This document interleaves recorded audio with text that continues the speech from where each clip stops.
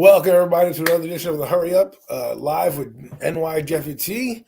Today we're going to be talking about the big story that is finally commenced: the Aaron Rodgers trade to the New York Jets. This story can finally be put to bed, but I thought since it's actual news, we should talk about it. Jeff, how are you feeling today? I'm feeling good. How are you doing today? How's everybody doing today on this lovely Tuesday morning? Only a This couple is of days from the draft. couple days from the draft week. It seems like it was so far away, and here it is, and here we are. And this trade went down yesterday afternoon ahead of the draft. The Green Bay Packers wanted to get it done. We all know the terms of the deal, but if you were under a rock yesterday, we will go over them for you. So the New York Jets, they swap picks, and what they do is they swap 13 to 15. They give up a second round pick, 42nd overall. They swap fifth round picks with a sixth round pick, and then they also give a conditional second that could end up being a first round pick, depending on the number of plays that the percentage of plays that Aaron Rodgers plays, and that could be a first round pick. Overall, I think the Jets and Packers made a good deal. If anybody thinks the deal is bad, it's only because you're worried if the Jets stink, right? If the Jets stink, then the deal is going to be horrible. If they happen to go to the playoffs, it's going to be a good deal because let's be honest, if you get to the championship game or in the playoffs, the Giants are 25 right now. You think the Jets would care if they're at 25 if they got Aaron Rodgers? I don't think so. So I think they did a good deal. I'm finally glad that it's over and done with or headed in that direction. Jeff, what are your thoughts as we talk about this crazy trade? Well, also, some other significant news that happened is that apparently they picked up Aaron Rodgers' $58.3 million option and were able to clear $43.7 million in cap space. So that's 40. Wow.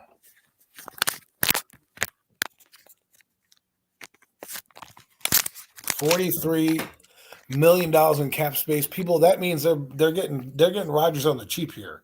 Okay. They're getting Rodgers on the cheap. I'm sure they converted that to bonus or mostly to bonus because obviously doesn't want to miss his money. But way to go, Jets. Way to get this done. I don't know about you, Jeff. I've lived in the New York area for a long time. It's the first time I've seen the Jets really be in the forefront of New York sports. I mean, the Knicks are playing well in basketball. The Yankees and Mets are going on right now. The Rangers are in a playoff series. The Islanders are there too, and the Giants. Obviously they made a move yesterday. And we'll touch on that in a little bit, but this move is bigger than that. A'Shaun Robinson got signed by the Giants, as people know, a 1-year deal, $4 million, up to $8 million, right? And as soon as that news hit, the Jets say their deal is basically completed with Aaron Rodgers. Is this the first time in your lifetime where you saw the Jets take center stage? no, because they did it about 12 or 13 years ago when they got Brett Favre.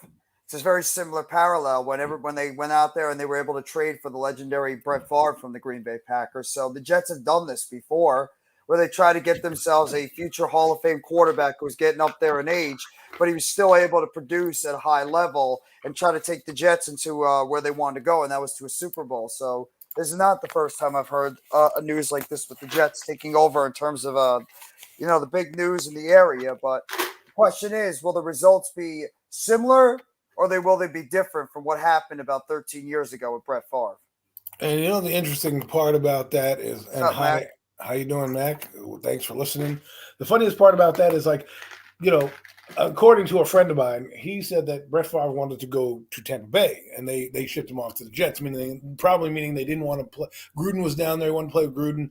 Meaning they probably didn't want to keep him in the tell him where he wanted to go. I mean, they were like, you know what? Green Bay was like, no, we're not going to play you twice a year. We're not going to try to meet you in the playoffs. You're not going to hurt us. Let's get you out of the NFC. So he sent him to the Jets. The Jets were winning. They were like 8-5 or something like that. And he tore a bicep, tricep, something like that in his arm. And they never were the same after that. They kind of fell apart and collapsed. And then we know where Brett Favre ended up the next year in Minnesota, because obviously he wanted to go stick it to the Green Bay Packers twice. I don't think. Good morning, Raphael. How are you? I don't think that Aaron Rodgers is going to do that particularly. I don't think he cares about necessarily sticking it to the Packers the same way. I think he's already stuck it to the Packers by leaving. Let's be honest, this was bound to happen. They drafted Jordan Love a few years ago. He got some burn last year when Aaron Rodgers was injured in a few games. So this was a match made to happen. Now, we had a few people tell us, hey, someone's going to swoop in and this deal is going to fall through. I never thought the deal was going to fall through. It was just a matter of when it was going to happen. Mm-hmm. I agree with you completely. It was just a matter of like when we're going to actually see this come about. It was just a matter of time. There he is, the man, the myth, the legend, Chris Bucco, listening to the station. We are talking about his quarterback, his team, the New York Jets. They are now at the top of the media circle. No matter what is happening, the Jets are on fire right now. And guess what? They're going to be on fire for the next couple of days because the draft is happening. So, people, the Jets have been in a news cycle, like Jeff said, years ago with Brett Favre, but I don't think at this magnitude have they been at Brett Favre. At this magnitude, they've been here. They've ruled the airwaves. Well, let's see. This story started in February, late February. You know, he went on the McAfee show. I don't even remember when that was, March or something like that. And he said he wanted to be a Jet. And here we are. Compensations all set to go. Jet fans, be excited. For the first time in a long time, be excited. You know, you got yourself a bona fide Hall of Fame quarterback that if he stays healthy and, you know, even if he plays like last year, you got a better quarterback than this year. And let's be honest. You're in the AFC. It's stacked. You're in the AFC East, which is stacked. But I think the Jets have a chance. If they don't win the division, I do believe they're going to be a wild card team at worst. I believe that that's what Aaron Rodgers does. The Jets won 7 games last year. I'm gonna give them 2 wins just by attrition, and then Aaron Rodgers, I'm going to throw an extra win on there just for him being there. So I'm giving them 10 wins next year. Well, we just spoke about that pay cut. Jeff, would you like to let them know about the numbers? Right now the numbers for it was about 58.3 million was the overall option that was picked up by the New York Jets. And in terms of the overall money that they're going to be making, they're going to be opening up $43.7 million in cap space, the New York Jets. So that's a monster one they have. That is $43 million they're opening cap space, right? They're getting that, is what you're saying. Yes. They opened up $43.7 million in cap space. So that means people, they can sign whomever they want now. If they want another guy, Randall Cobb, they can get that, right? They aren't out yet. That's old. They reworked the contract. It isn't out. Well, he just said they reworked the contract and opened up some of the money. So we'll find out what the full numbers are. But we'll see. If they open this up, they can sign a lot of players, right? They can sign a hell of a lot of players. And let's be honest, this is great for the Jets. I really do believe that. I'm not a huge Jets fan, but if you're in the shadow of New York, where I've lived most of my life up until now, it's like being a Met fan and not knowing what the Yankees doing, right? It's like being a Brooklyn Net fan and not knowing what the Knicks are doing. Right? We understand because if you're in the coming on one channel lower than you, they're coming on CBS or they're coming on Fox, you're always going to see the Jets. Whether you want to watch them or not is up to you, but guess what? It's going to be appointment television this Sunday for New York Jets fans. Every Sunday, you might as well tune in because guess what? The march begins. This is a move for a Lombardi trophy for you to be relevant. Don't be scared of the Buffalo Bills, who, seem to have a little chink in the armor. Let's be honest. They are the division. They are the cream of the crop, but they have fallen off a couple times, and we can speculate as to why, and I don't really want to get into why, but they've had their struggles, and the Jets beat them last year. With Zach Wilson, who's not as good as Aaron Rodgers. So if you're a Jets fan, you got to believe you have a chance to be in this division and compete. I know Miami is there, but let's be honest, Tua is one hit away from retiring. I'm sorry, I don't want to be mean, but he even contemplated it now. We'll see if he gets that new special helmet they made for the quarterbacks. And then you have the New England Patriots, who I have no idea what they're doing. No. I don't even know England knows what they're doing. But we assume, and I hate to assume, that they're going to be better with Bill O'Brien as their offensive coordinator.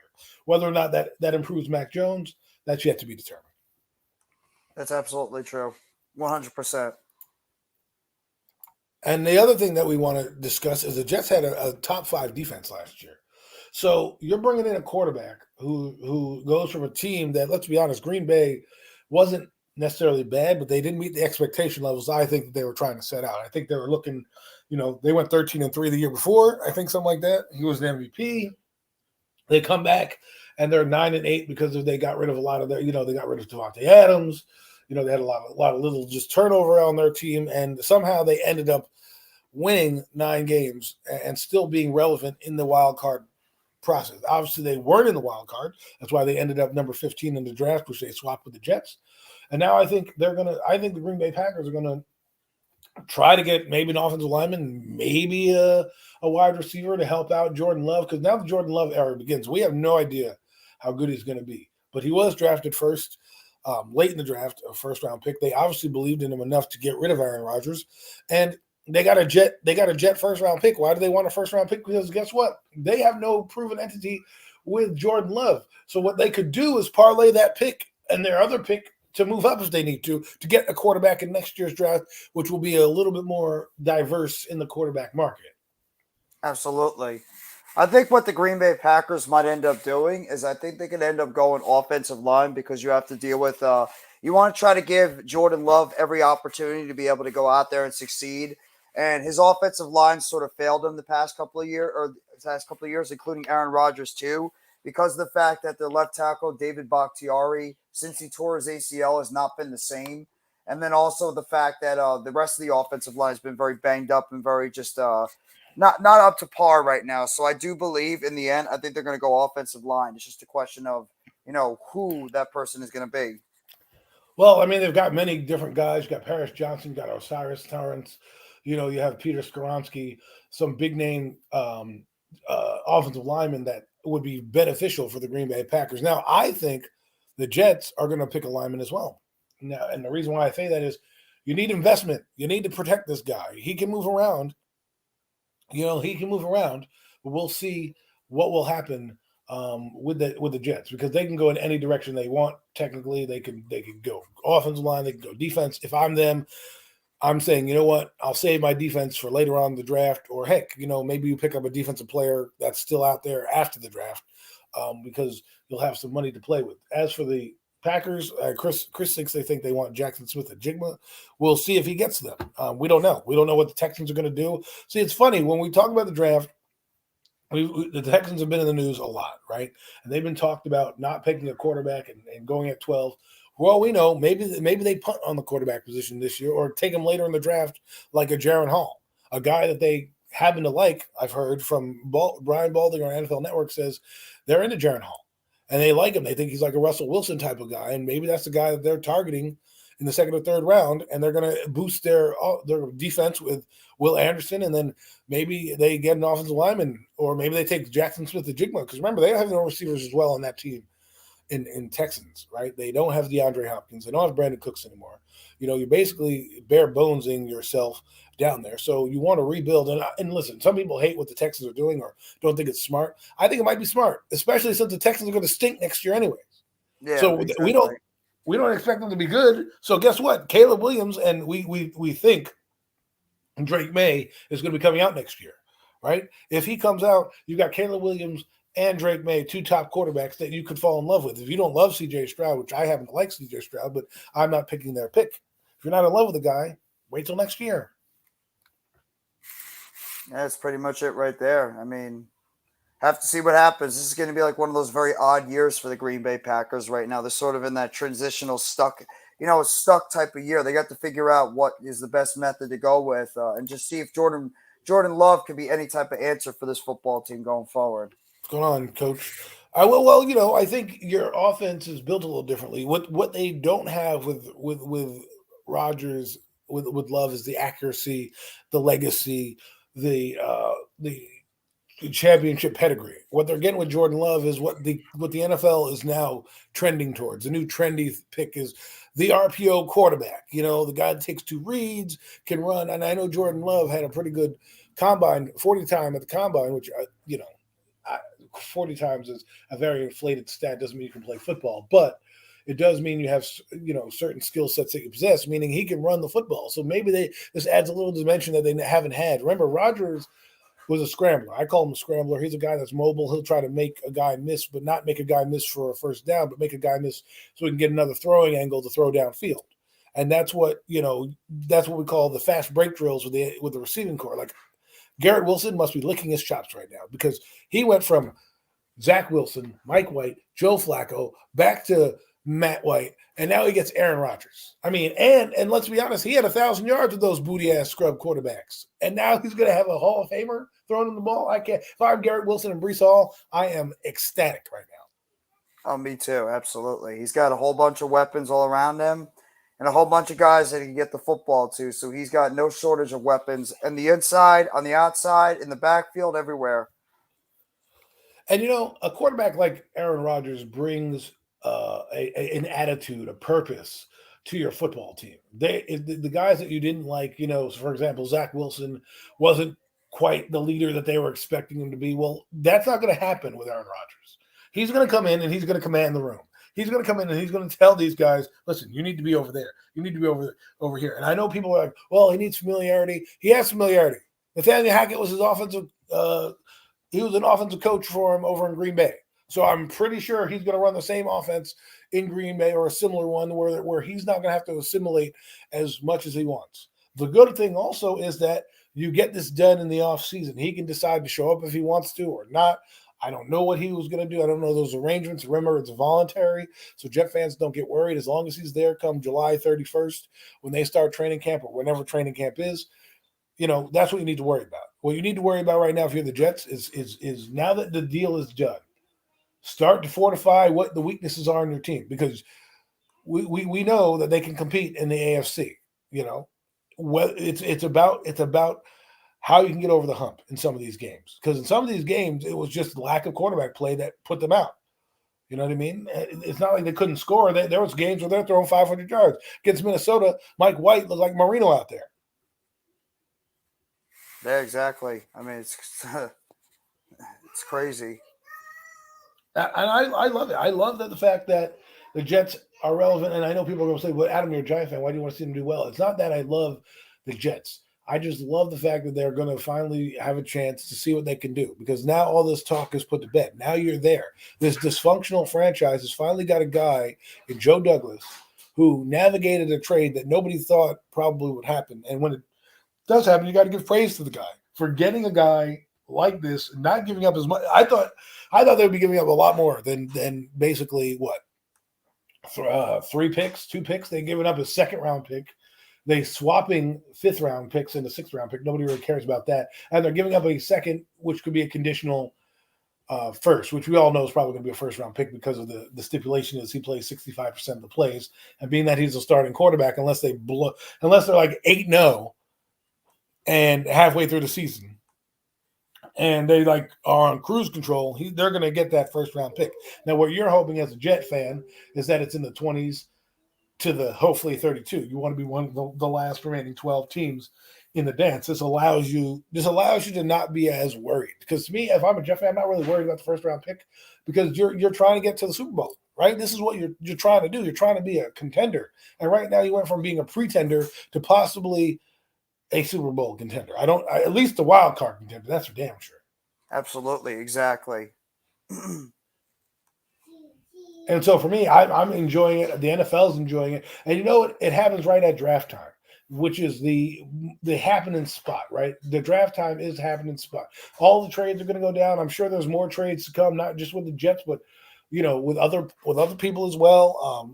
We were talking about the Texans. I want to talk about a team quickly behind the Texans, and that's the Arizona Cardinals. Arizona Cardinals have had a lot of turmoil this offseason. They lost their coach. They lost their GM. They've got those 2 new people in place. We don't know what they feel about Kyler Murray. Well, at least the new regime, we don't know what they feel about Kyler Murray. We obviously know the owner, is probably going to back him because they paid him a lot of money. So I don't think he's going anywhere. But they can do a lot in this draft to really dictate how it goes. They can take Willie Anderson. Heck, they can take a quarterback. They can trade up with maybe or trade down with Seattle. If Seattle thinks, the Colts are going to take Anthony Richardson, or if they want Will Levis, you have no idea what they're going to do. And I think that's when the draft really starts. I think the draft starts really in at number 3. Actually, it starts at number 2, but I'm intrigued by what number 3 is doing. Right, number 3 to me, no one's talking about. They're just kind of letting the Arizona Cardinals just lie back. I mean, we talk about Seattle. They might be a quarterback that lets the Lions are in there. The Atlanta Falcons are there as well. So it's kind of just interesting to see that the only team that's not really being talked about the most has had some of the biggest stuff happen to them this offseason. That's the Arizona Cardinals. Absolutely. I don't know what the Cardinals are actually going to do. I mean, they can go in so many different directions. They can go defensive line. They can maybe go offensive line.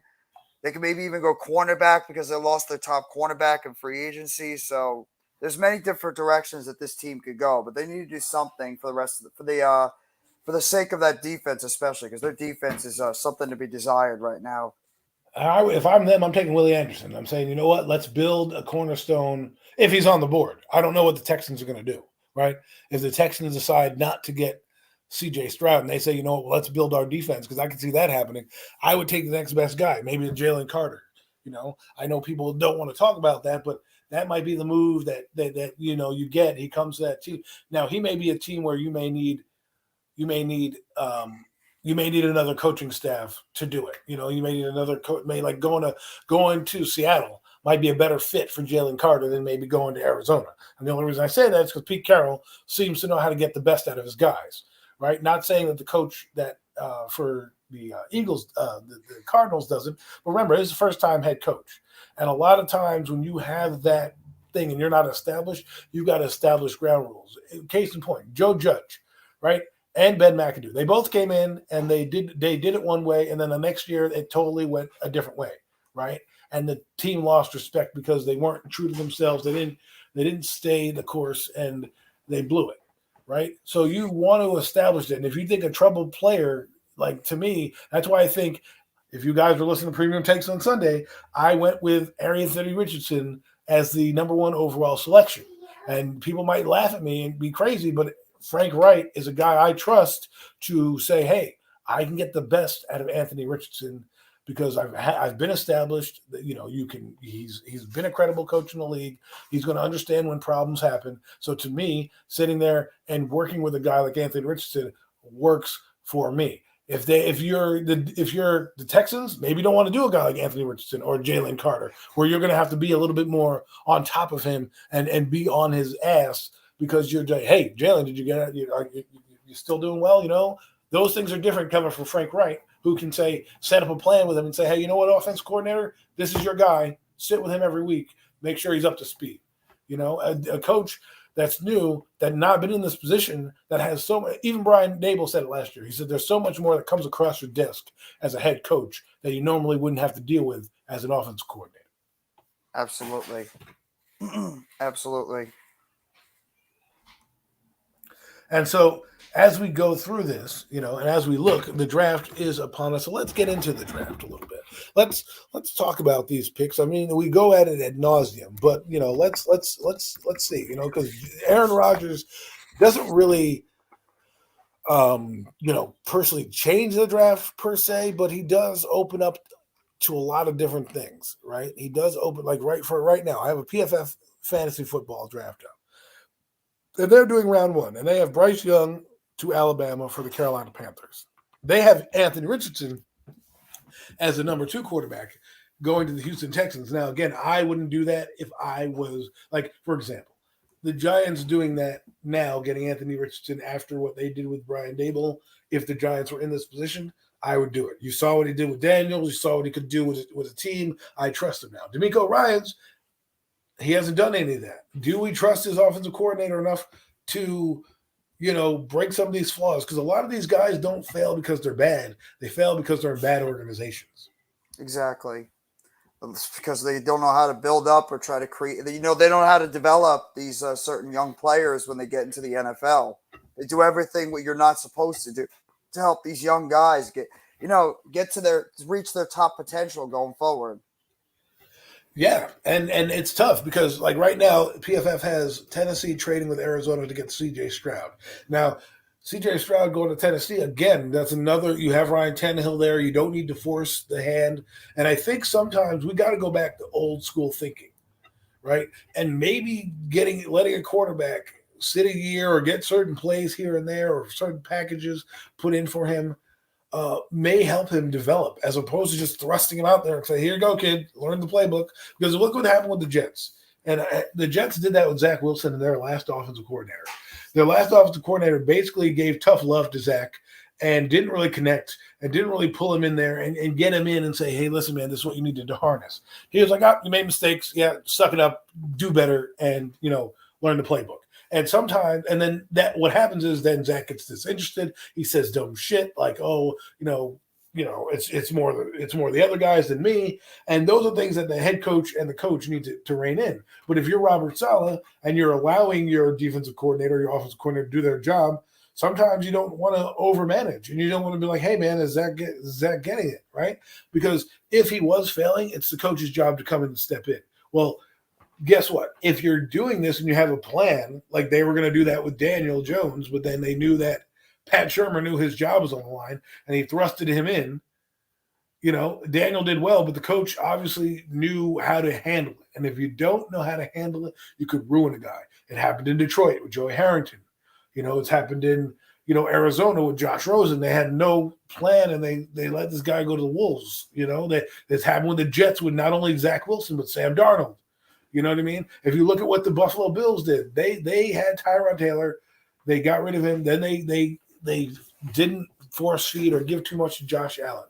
That's when they realized that he could make it. They gave him more and more opportunities. Kansas City, case in point, they drafted Patrick Mahomes in 2017, number 12 overall. They let him sit a year behind Alex Smith, and he learned the whole game. Then they gave him one game to play at the end of the year to kind of get his feet wet, kind of what the Commanders did with Sam Howell, and away they went. Right, and you had Andy Reid there, and you had Jim Nagy there to kind of help guide Patrick Mahomes, and that transition was very easy. So that's why I don't always believe that the quarterback is bad. I just sometimes think you go to a bad situation, and it just spirals out of control. Yeah, absolutely. You're speaking facts on that. And it's just interesting because, you see that, and you see, these organizations, and thank you, Mac, for doing that and putting that stuff up. But it's this is what draft season is about. It's about opportunity. It's about opportunity. It's about hope. It's about belief. And right now, if you're a team in the top 10, you've got to believe. I think I'll be honest with you, Jeff. I'll be real. I'm not as juiced for this draft as I normally have been in years past. And I don't know if it's because the Giants are picking later on in the draft, and you don't know what players they are choosing from. But wow, one more subscriber to 100, huh? There you go. Come on, guys, get that last sub up and get them to 100. Wow, that would make my day to get to 100. That would be very, very poetic for me. I've been on this thing a long time. If you've looked at my channel, I know it's not glamorous, doesn't have much frills on it, but I've been doing this a long time. To get 100 subscribers, that would make my YouTube channel. Hey, I could die a happy man. I got into the triple digits, right? So, but anyways, like I was saying, I'm sorry to ramble on there, go on a tangent, but the draft, for me at least, I don't know about you, Jeff, it doesn't have the same juice, I don't know, maybe as last year, maybe because new regime, maybe it's because they're picking 25. I'm not saying I'm not excited for the draft, and I'm going to watch Thursday night mostly because I got other things I have to do. It's hard when you have a spouse's birthday that falls right on the draft. It's tough to do all these things. But Jeff, let me know how you're feeling. If you're excited, less excited, more excited, or how you feel about some of these prospects. I don't think it's a very, I think in terms of the draft, I don't think it's very top heavy with a lot of, generational type prospects that are coming out this year. But I do believe in terms of like these players on this, that are coming out, I do believe there's a lot of good, solid middle of the road prospects.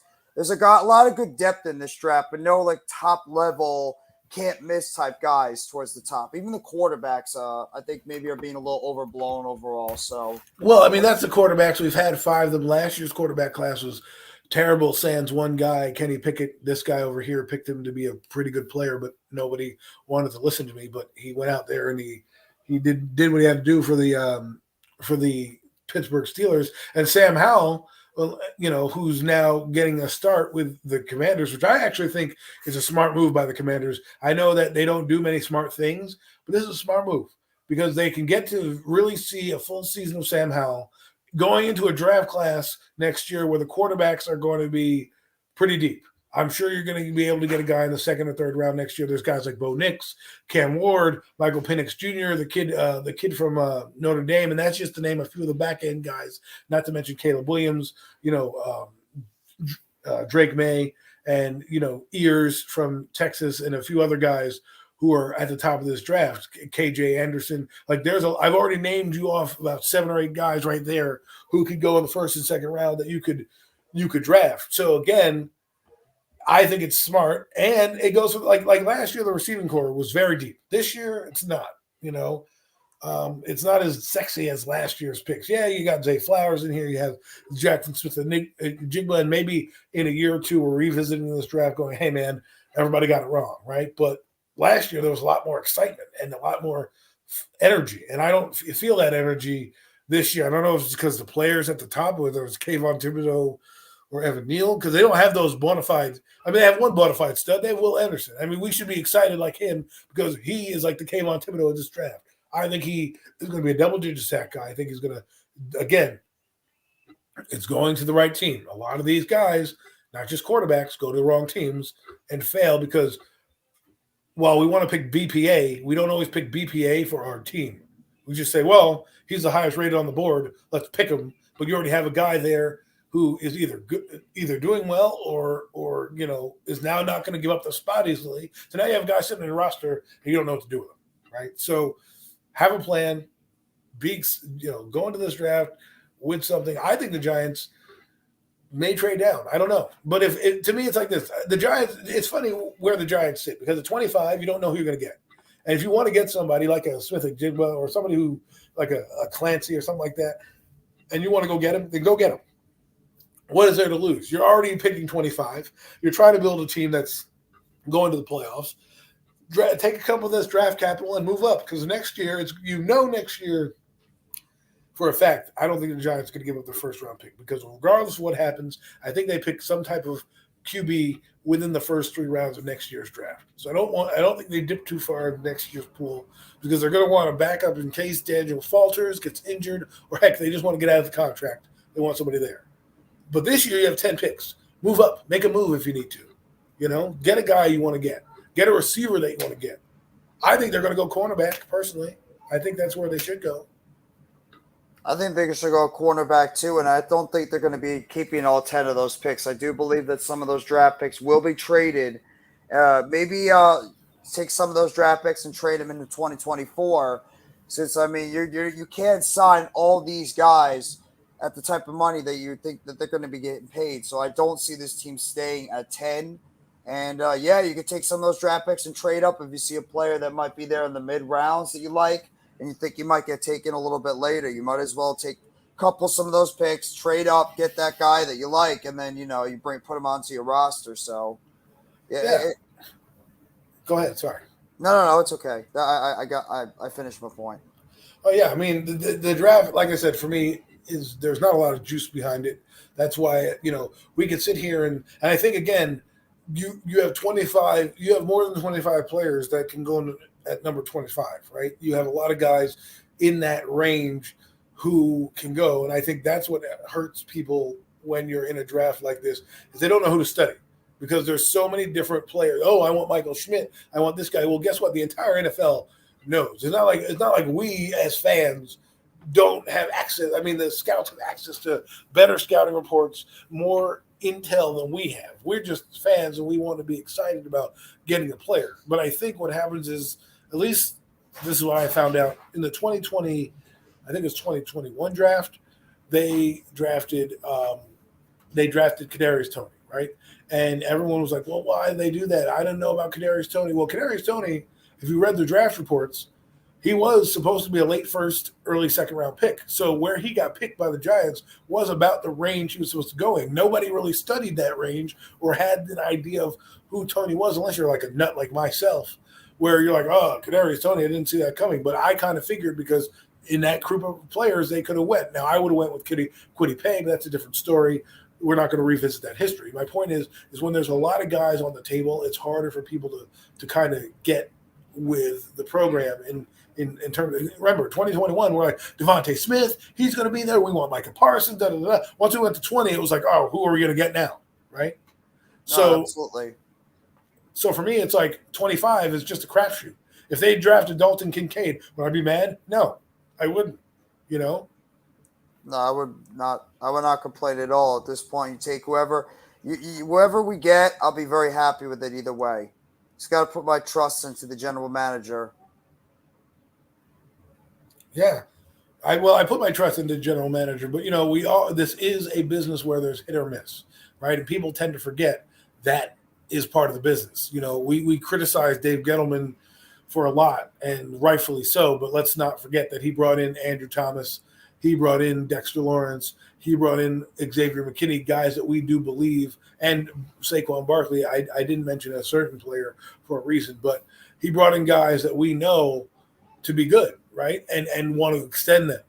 And so we have to give credit where credit's due. He also missed on O'Shea Zimenez. He also missed on, the kid from Kentucky, the lineman he got, George Esfeha, I think his name was, 7th-round pick out of Kentucky. That guy got, injured in training camp and never saw the field. He also drafted Ellerson Smith, that's done nothing. Carter Coughlin, who's been a bust. Cam Brown. So, and he's brought in Jonathan Stewart and a few other guys, but we don't want to revisit it. We just want to look at what he's done, right? So you're going to have misses. And right now, the honeymoon phase for Joe Schoen is over. I expect there to be misses. I already think he made one with Wan'Dale Robinson. I think that was a bit of a reach pick there, but they liked the guy that had a specific plan for him. So they wanted to pick him. I would have picked George Pickens. That's just me. But that you're going to have misses. So we'll see how they fall. The Giants recently have had a lot more misses than hits this last draft that Joe Schoen has had, bring some promising results. Dave Gettleman, as much as you hate him, has brought Saquon Barkley, Dexter Lawrence, and Andrew Thomason. He also did draft DeAndre Baker, though. Yeah, he did. It was a hit and miss for Dave Gettleman overall. And for Joe Schoen, there's a lot of incompletes in terms of his overall drafted players in that first round. A lot of them had to do with injuries, but at the same time, got to see more from him. From these guys that he drafted this past season. So we'll have to wait and see what's going to happen. But I mean, I like the vibe. I like the way that they're headed. It's eerily similar, like I said to Jeff on Sunday, to the '97 Jim Fossil era. Yo, hey K man, what's going on? We're talking about the NFL draft. Obviously, the Rodgers trade has happened. We mentioned we'll probably get into Jalen Hurts and the Eagles, what they might do at 10. But right now, we're just talking about draft in general, and rightfully so, the Giants. But we'll touch on some other teams as well. As we go forward. Probably not going to be a crazy long show today, but just wanted to get on here with Jeff to talk mostly about the draft and Aaron Rodgers going forward. But like I said, seems eerily similar to the '97 Fossil era where they went 10-5-1, went to the playoffs, lost to the Vikings. This year they won against the Vikings, lost to the Eagles, and then they were picking 26th that draft or picking 25th this draft. There was an offensive coach there. If they pick a DB, it'll be kind of crazy. Oh, look who it is.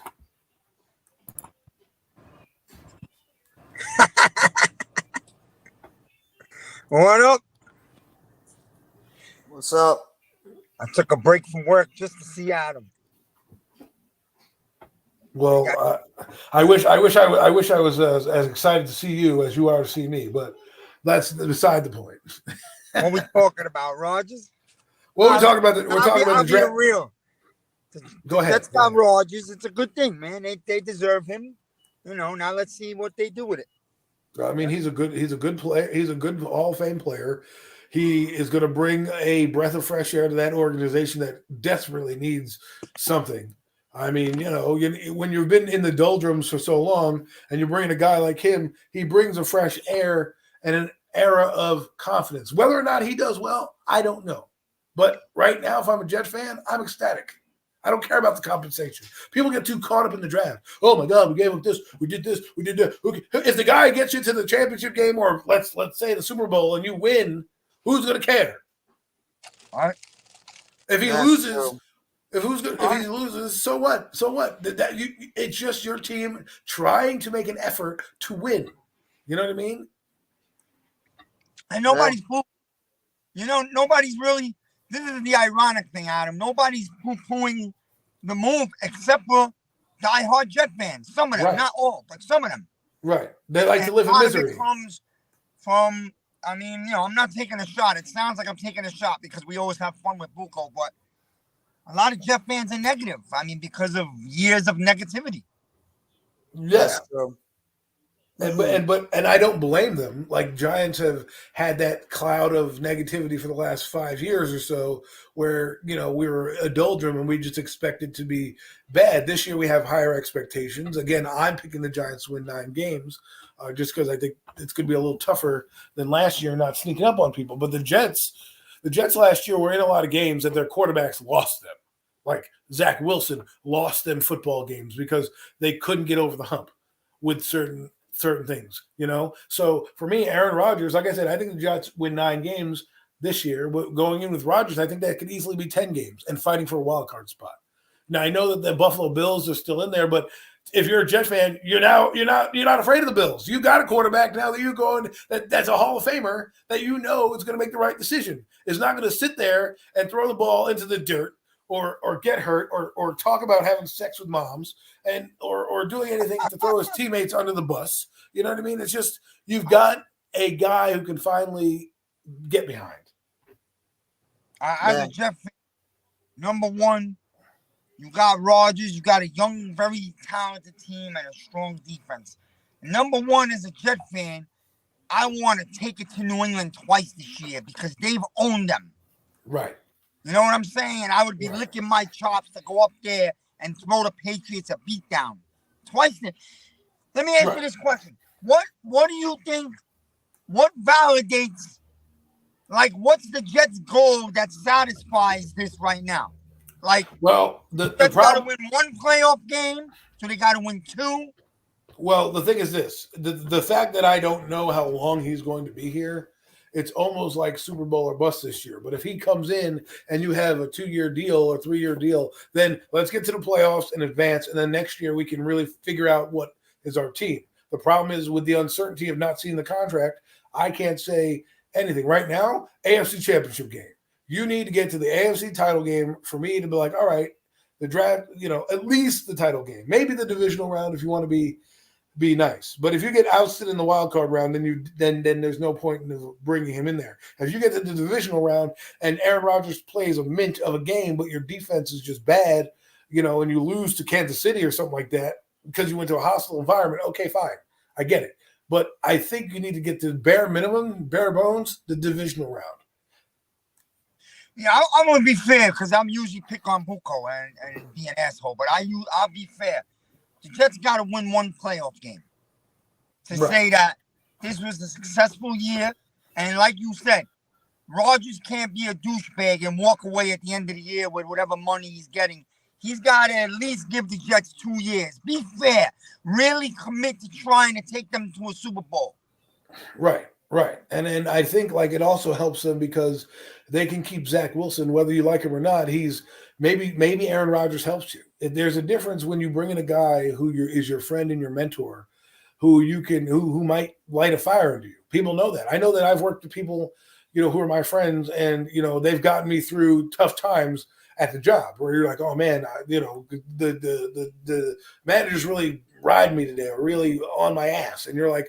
And your friend's there to say, hey, man, I've been here a while. Don't worry about it. That's just who he is, or you'll get through this, right? When you are a first-round pick and, you're saying dumb things and the coach doesn't really coddle you like you need to, and there's nobody in that room that you – like, what, is he going to turn to Joe Flacco? Joe Flacco's on AARP. He's trying to keep his job. He's on life support. You think he wants to help a kid out? Hell no. He's trying to keep his own ass in the NFL. And then you think Mike White wants to be a starter. He's not sitting there saying, hey, Zach, let me help you. I've seen every defense known to man. No, but Aaron Rodgers has. Aaron Rodgers has worked out with him. Aaron Rodgers can say, hey, listen, bro, you may not want to say that in the media. Now I'm not saying Aaron Rodgers is going to do this, but you can, when you're in a room with somebody of that ilk, it changes you. I think the whole Jet organization should be happy because for the first time, they're headlining the news. They're all over the New York Post. Boomer and Carton led with the story. I mean, Boomer's wearing a friggin' Namath jersey. Like, he's getting excited. Like, I haven't seen Boomer excited in years. That guy is like a depressed Debbie Downer. Well, you know what? Talking about the Rangers. Real quick, Jeff. I wanted to say that before. I don't mind the Giants fly under the radar. I really don't. They're not flying under the radar. They're just not the top team in their news cycle. Trust me, the Giants are not going to go into next season and people are not going to know who they are. They may not be in the forefront of the news on the New York Post, which is fine because the media is going to be, because first off, let's be honest, Daniel Jones is not as exciting of a quarterback as Aaron Rodgers is. So every media outlet is going to want to flock to it. If you're on the Giants beat, you may want to get off the Giants beat just to be a regular NFL reporter so you can get on the Jets beat. You know what I mean? Because let's be honest, the Giants are going to be ho-hum this year. They're going to just go about their business. The NFL is not going to be under the radar, but the outlets will be. You're not going to see I guarantee you, whatever press conference happens, that place is going to be packed to the brim. Oh yeah. Right, No, absolutely. No, absolutely. That's the truth right over there. It's going to be insane at that press conference, and imagine some of the questions they're going to be asking. But Jets have to win now. Jets have the quarterback that they wanted. Jets have a team they put around him. Jets have to go out there and they have to at least make it to an AFC Championship game, if not a Super Bowl. It has to happen now at this window you have with Aaron Rodgers. So all the pressure is going to be on the New York Jets to go out there and try to do this time what they couldn't do about 13, 14 years ago when they had Brett Favre as their quarterback. So they have to go out there and they have to win. And the question is Aaron Rodgers going to be able to go out there and be able to accomplish this with this Jet team? Do you think they've done enough to get into the dance at least and be a competitive team? No. The Jets, I told Buko, yes, the Jets, and he's watching. At 15, the Jets must draft the best available O-lineman. That O-line is not complete to protect the 40-year-old quarterback. Yes, I agree with him 100%. They need to get some offensive line help, and they need to get some offensive line help for him immediately. That offensive line is terrible right now. Well, they weren't. I mean, they weren't great, but they also weren't bad. I mean, let's look at their guys, right? They brought in Dwayne Brown. They have Mekhi Becton here. They brought back Connor McGovern. They have Wes Schwitzberger, who I think they brought in, who's played a lot for both the Jets and the Commanders. So they're going to have depth on the line. They have Elijah Vera Tucker, Eric Smith. To me, what I would do if I were the Jets, and I'm picking, if Osiris Tyrus is there, I am going to get him. And I'm going to move Elijah Vera Tucker to tackle because I know he can do it. He did it at USC. He's played all up and down the line. He weighs 308 pounds.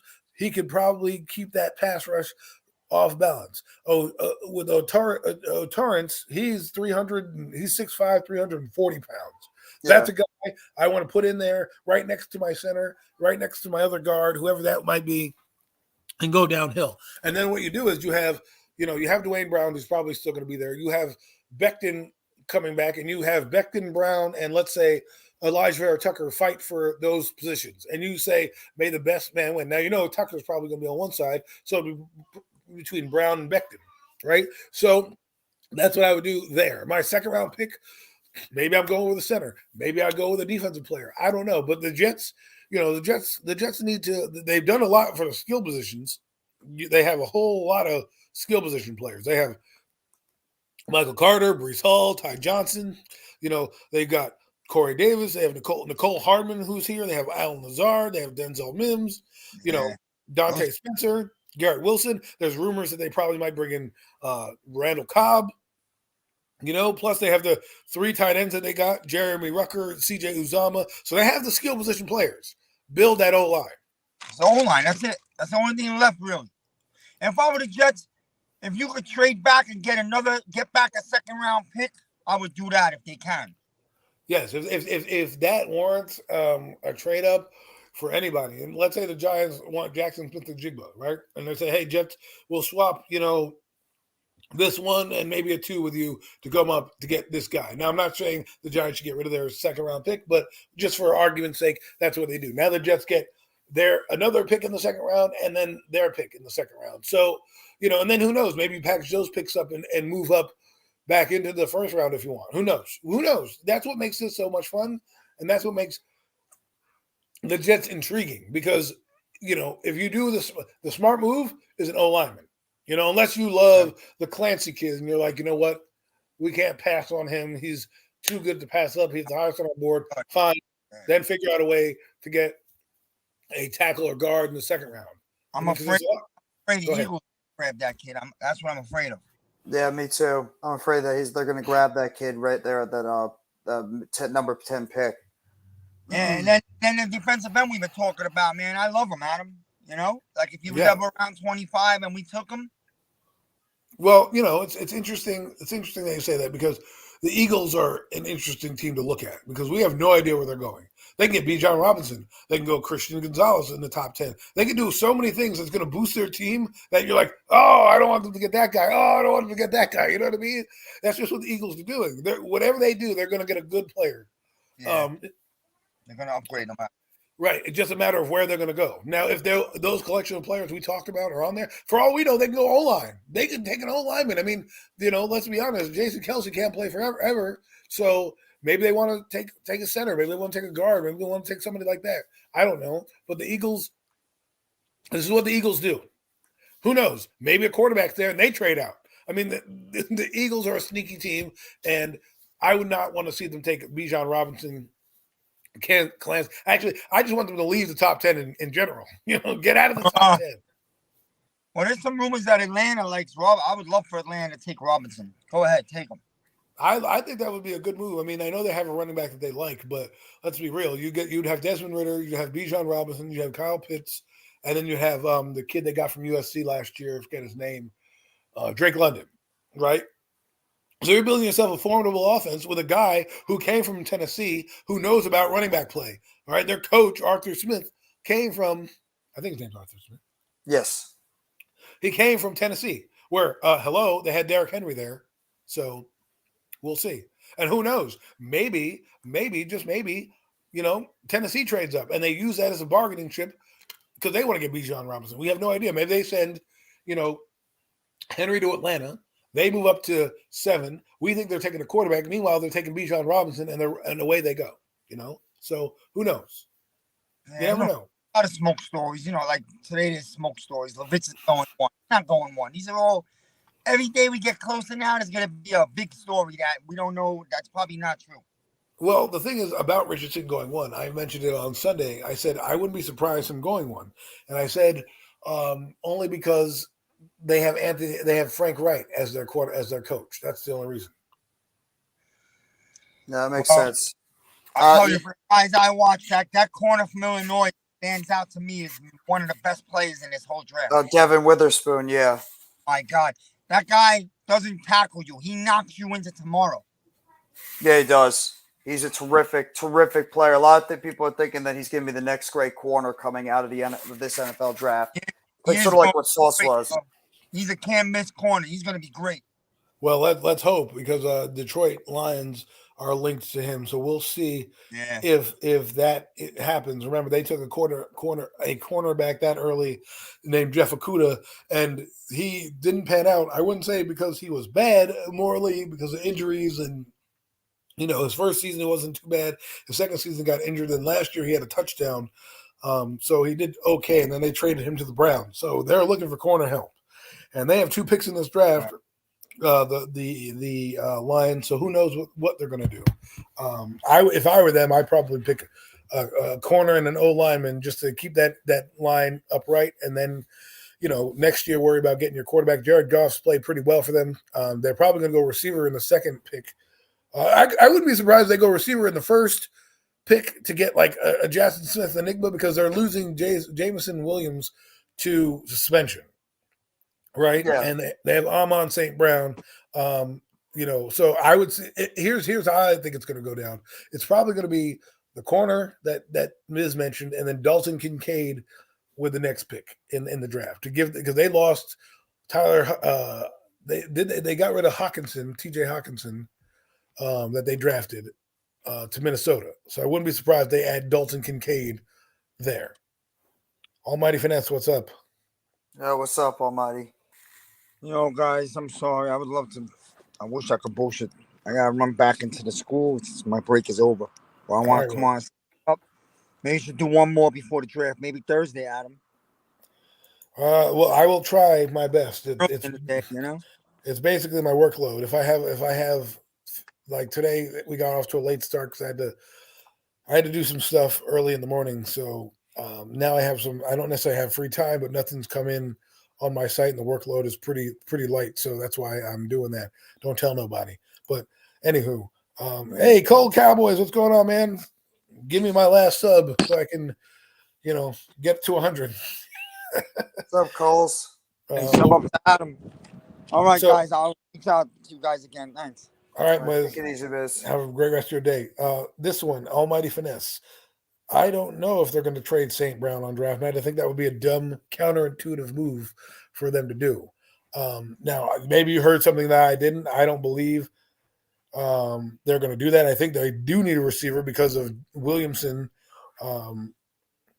because of Williamson being suspended. But St. Brown, I mean, Jeff, do you think they're going to get rid of him on draft night?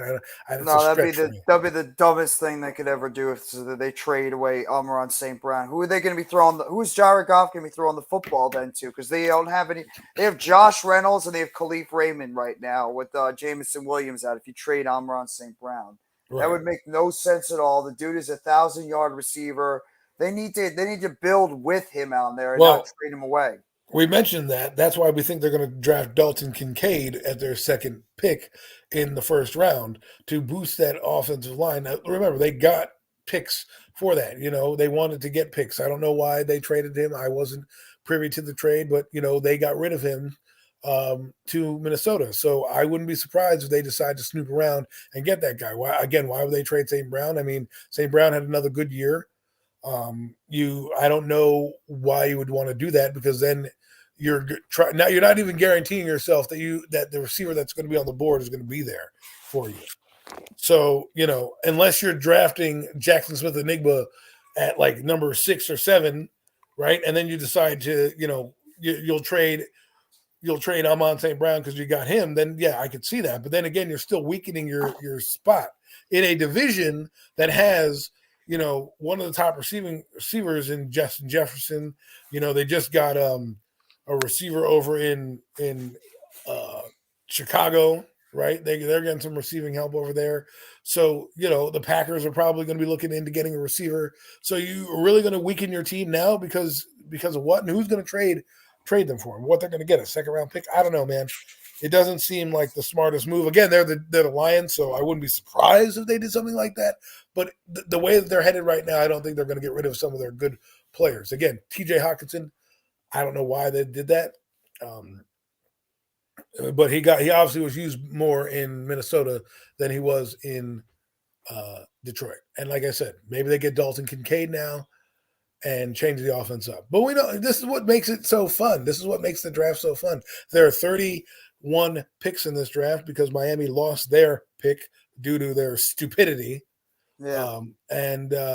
That's an anomaly. I never thought that would be said, to see 31 picks, but Miami is dumb. They did some dumb things, and we'll see what Miami does going forward. They don't have a first round pick, so they need help. They need they brought in Mike White. So they have a backup quarterback for their quarterback, but what are they going to do? They need to compete in this AFC East, which just got better with Aaron Rodgers. We just talked about how Aaron Rodgers comes in and helps the Jets. What does that say for Miami? Miami was a wild card team last year, right? If they had Mike White, maybe they advance and beat the Buffalo Bills. Like, the Buffalo Bills is an interesting team. They're not the dominant team I thought they were going to be.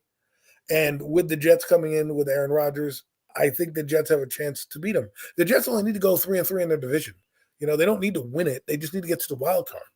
That's what you got to shoot for. A lot of these teams are like, oh, you got to win the division. All the division does is gives you an assured playoff spot. But what they've done now with these extra 3 wild cards is anybody can get in now. Okay? Anybody can get in. I mean, the friggin' Tampa Bay Buccaneers made it in at 8-9 last year. And they played a team like I think it was the Cowboys, who was better than them. Mm-hmm. And had a better record and advanced to the next round, right? But the Cowboys were what, 13-3, 12-5 or something like that? Something crazy. So, yeah. I think so. So, you want to just get to the dance and figure it out at that end, because you never know if you get hot.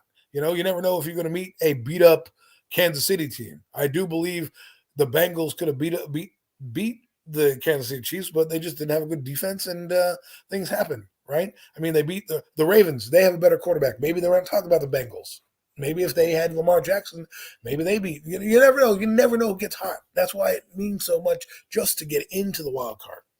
Don't worry Oh, I about winning agree the division. 100%. Yeah, I mean, just get just get into the playoffs and see what happens. I mean, just to go over Almighty's thing, I understand they traded T.J. Hawkinson, and so why not trade Amon St. Brown? Because you're not helping your quarterback.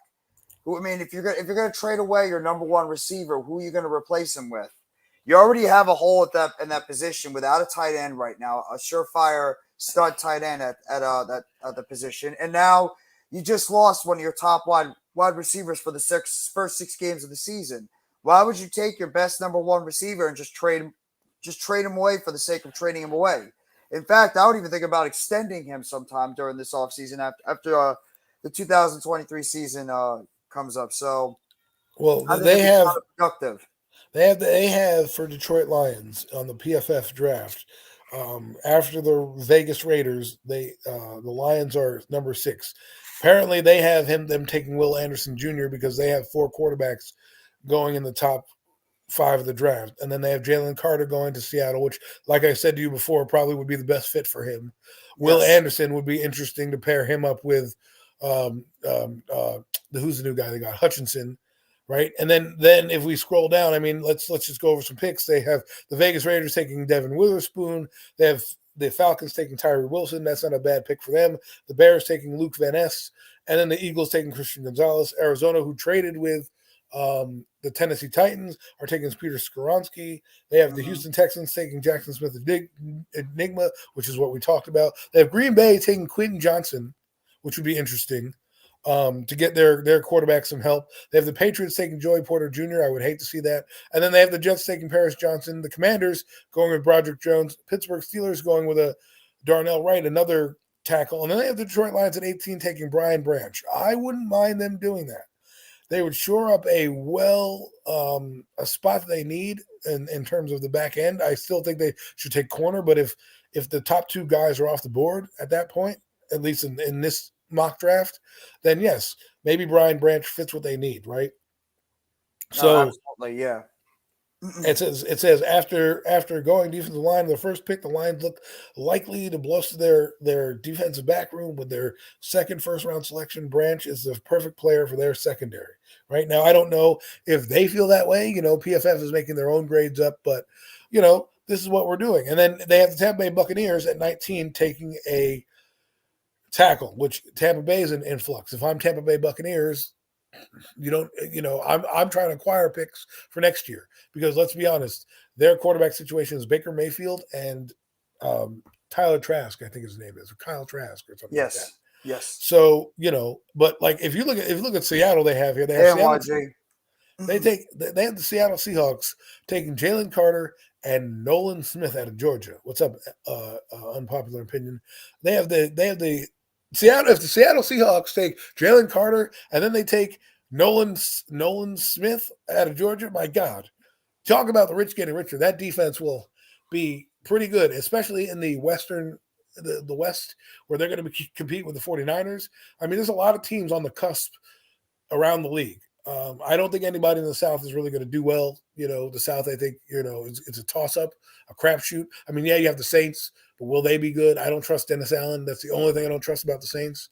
You have the Tampa Bay Buccaneers. I don't trust Todd Bowles with my life, so definitely don't trust him down there. You have Carolina, who you never know if they play well enough with their coaching staff. Let's be honest, they only have to win 8 games. It's not like their team was world beaters last year. And then you have I think and then you have Atlanta. Who knows what Atlanta's going to do, right? So I think one of those teams is going to make the playoffs. But the West, you have the Rams. We don't know what they're going to do. They might be better. I mean, Sean McVay has a team. They could still be in rebuilding mode. Seattle clearly in this draft is going to get better after making the playoffs. And then you have the 49ers, who, again, we have no idea what sneaky thing they're going to do, right?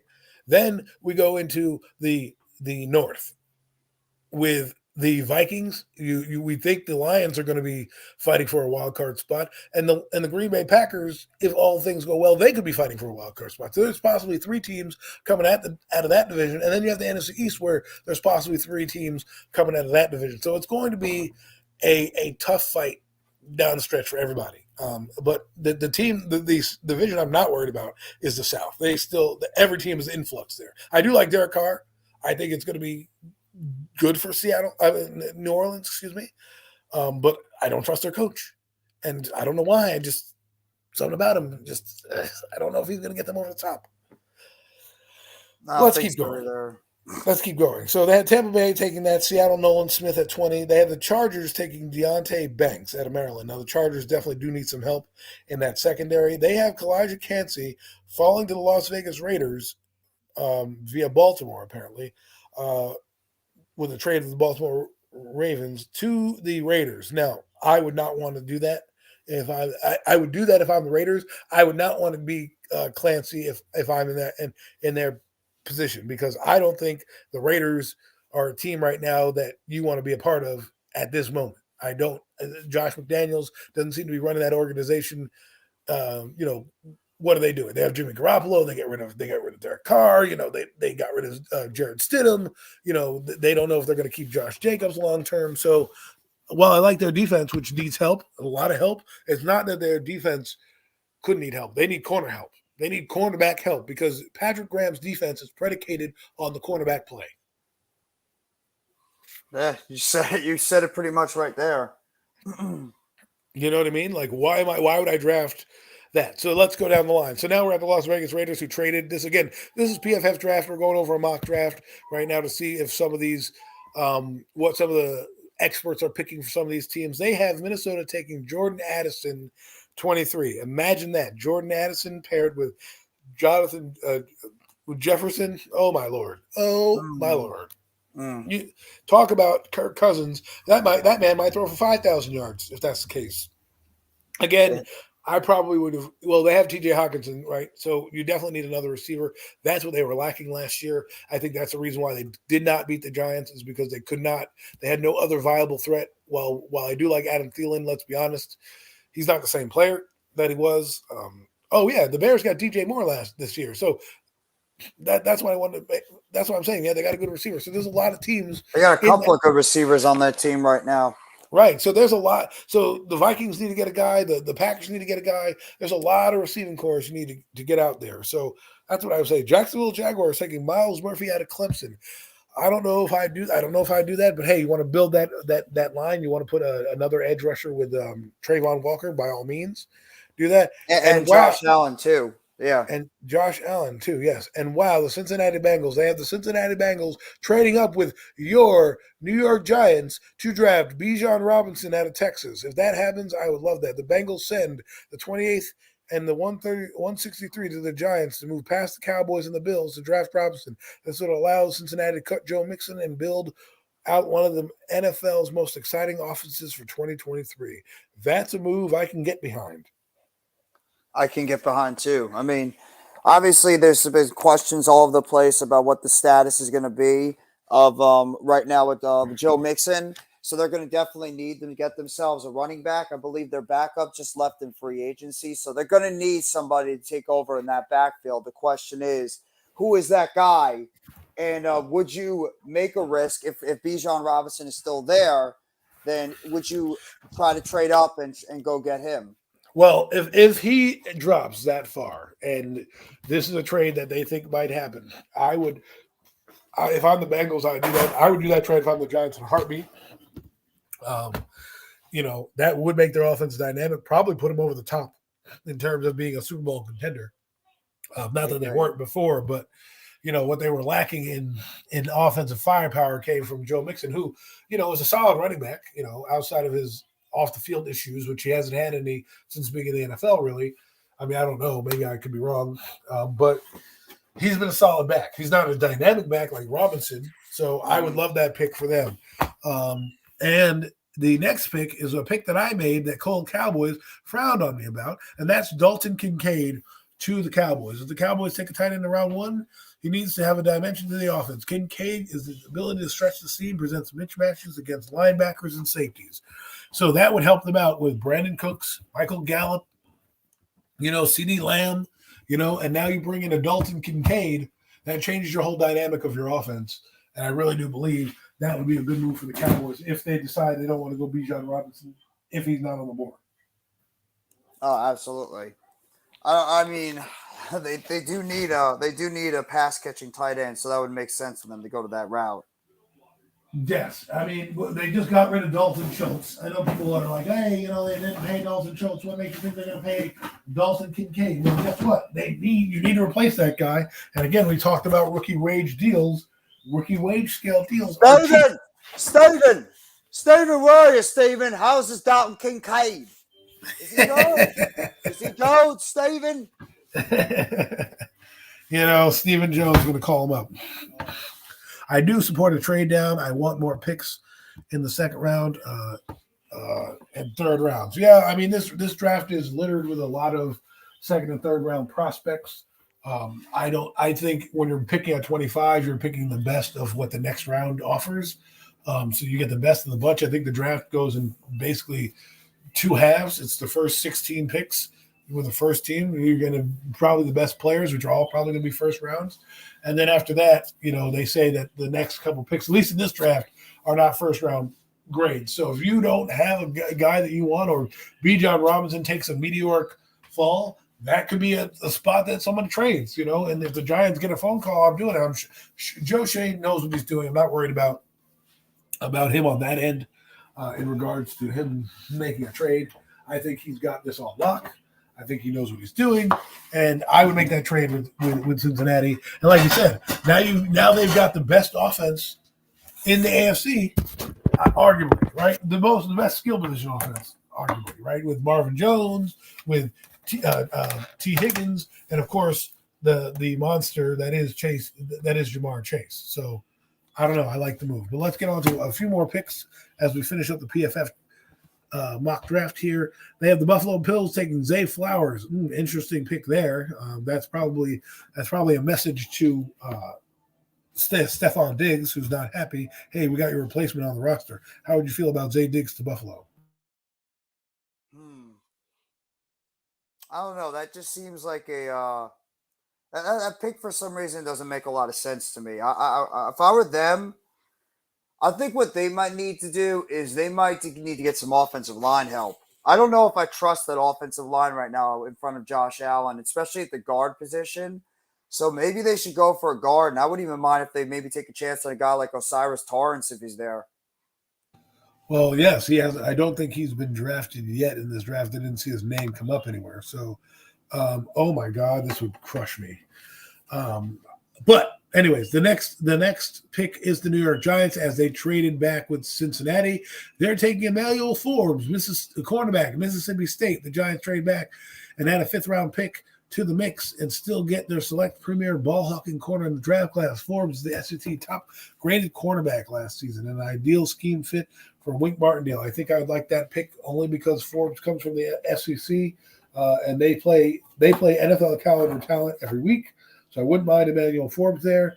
You get him on the 5th-year option. And let's be honest, Jeff, corners are hard to come by. They're probably the hardest position to assimilate to in any of the positions on the field. Absolutely. Cornerbacks take some of the longest time to get developed, so that's going to be a position you're going to have to continue to. I would rather go. Like I said, I'm fully on board to get the cornerback in this draft. That's my position. I'd rather target. I know NYG wants Addison, but I don't know because of the depth at wide receiver. Unless Addison somehow magically falls to 25, I don't mind if we wait until we get a wide receiver later in the draft. Well, let's be real with that real quick, is that the draft has some receivers in it. The Giants are going to need receivers regardless of this draft. They're going to need receivers next year too. So, yes. If you can get a premier corner and say, hey, listen, I know it's robbing Peter to pay Paul, but I don't want to miss out on a premier corner to take a receiver who, we don't know if it's going to be the focal point of the offense, right? They have Darren Waller there. If we can get a guy in the second round, maybe AJ Perry, Cedric Tillman, Heck, Adria Silva from Princeton. You never know where these guys are going to go. Or, Rice. There are a lot of guys down the field. You can also get the kid from UNC. I forget what his name is right now. It's eluding me, but Josh Downs. Yeah, Josh Downs, right? So there's a lot of guys you can get in the second round that can help your team going forward without compromising this. If you got the chance to get the top rate or one of the top rated corners in the draft, and you can say, hey, listen, we've already added Paris Campbell. We have Rondell Robinson coming back. We like what we got with Darren Waller. Let's try to get our guy in the second round. Let's do it. I mean, for me, I know a lot of people are going to be upset, but they're like, oh, why didn't you get Michael Schmidt, the center? I mean, hey, this is not my draft. Okay, this is the draft of PFF. So that's what they think that they're going to be doing. I don't mind a corner. I think a corner fits what they're doing. And I hope that we get it going. Massive salute, respect to Adam, Kenny, and Jeff. Kenny, great Giants draft picks. Thank you, Tudo. I don't know who Kenny is, but whoever he is, Kenny, thank you. NYG 22. Oh, I didn't know his name was Kenny. Sorry, that's my mistake for not knowing that. But hey, Tudo, always appreciative of you. Love that you come through. Let's go down the list. New Orleans takes defensive lineman Brian Brees out of Clemson. Philadelphia, this is where I would be pissed. And we'll do round 2 because we have some more time. So we can do a second round as well. PFF has 7 rounds. We'll do 2 for your viewing pleasure here as we're going quickly through these draft picks. This is the pick that is going to set me off. Will McDonald to the Philadelphia Eagles. I would throw the remote control. Because Will McDonald, I would want as a Giants as an edge rusher. I do not want that team getting any better. They already got their cornerback in this draft already, Christian Gonzalez. I do believe that they got him in the first round. Let me just go back up here quickly. Yes, they got Christian Gonzalez, and now PFF is mocking them to Will McDonald. And the description here for Will McDonald, they say for the Eagles, continues to add talent to the defensive line with edge defenders, Brandon Graham and Derek Barnett entering their contract years. Okay, they bring in another pass rusher. This team had 70 sacks last year. 7-0. You're going to bring in them. They're going to have Hassan Reddick. They're going to have Fletcher Cox. They're going to have Brandon Graham. They're going to have Derek Barnett. And now you bring in a Will McDonald? My God, this is not what I want to hear if I'm a Giant fan with the Eagles. I want them to draft somebody boring like an offensive lineman or somebody not like that. But the Eagles, they're going to rip our hearts out again. Rodney. This will rip my heart out right now. Wow, we got a lot of people today. What's up, Rodney? Rodney. How you guys doing? Make sure you all hit that like button. Hit the like, sub up. I'm 1 sub away from 100. If you haven't subbed, please sub. If you know a friend that needs that likes football, tell them to sub. We're going hard here. This is the NFL draft hurry up edition with Jeffy T85, a good friend of mine, my partner in crime, one of the 4 horsemen. He's been so kind to join the hurry up as I've launched into the live status. Normally you guys see me doing just a quick stand up or a quick few minute video on breaking topics, but something's breaking in the background. That was me kicking in the door. I know. One more subscriber, guys. Come on. Yes, one more subscriber to put Mitch in timeout. Mitchell in timeout. That's always good. So, oh man, we got a lot of people. I am glad we did this today. Got a few of you guys, few of you regulars in here. Love seeing you guys.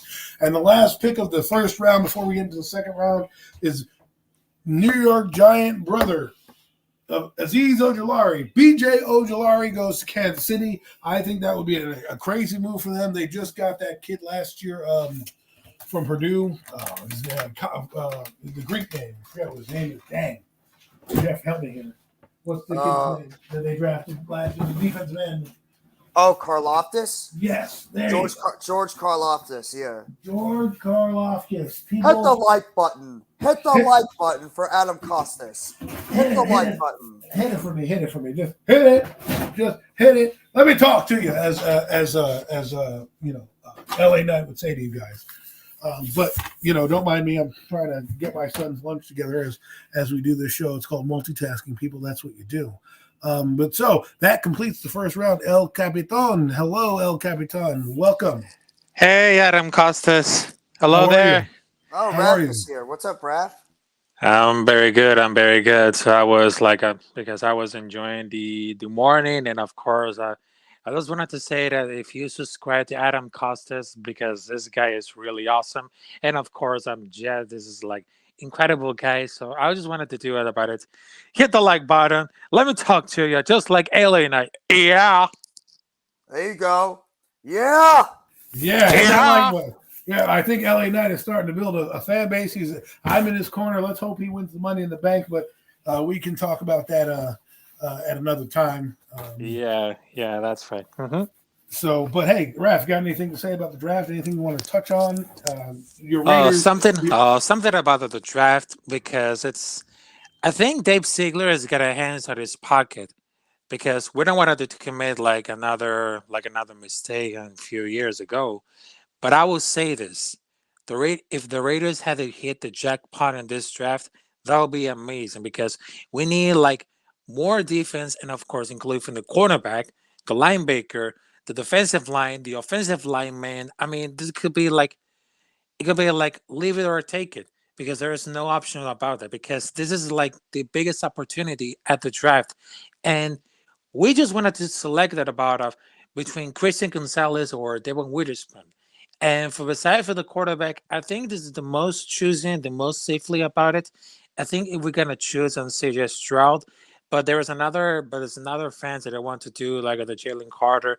But I think that Jalen Carter is a generational talent. But after the card accident, I think is gonna drop out for the top five, and of course Will Lewis. But I would say this: if they need to rebuild the defense, take it like a cornerback and of course a linebacker, for example, Timon Witherspoon or Christian Gonzalez, that would be perfect to line up for the building up for the defense for the next season for the Raiders.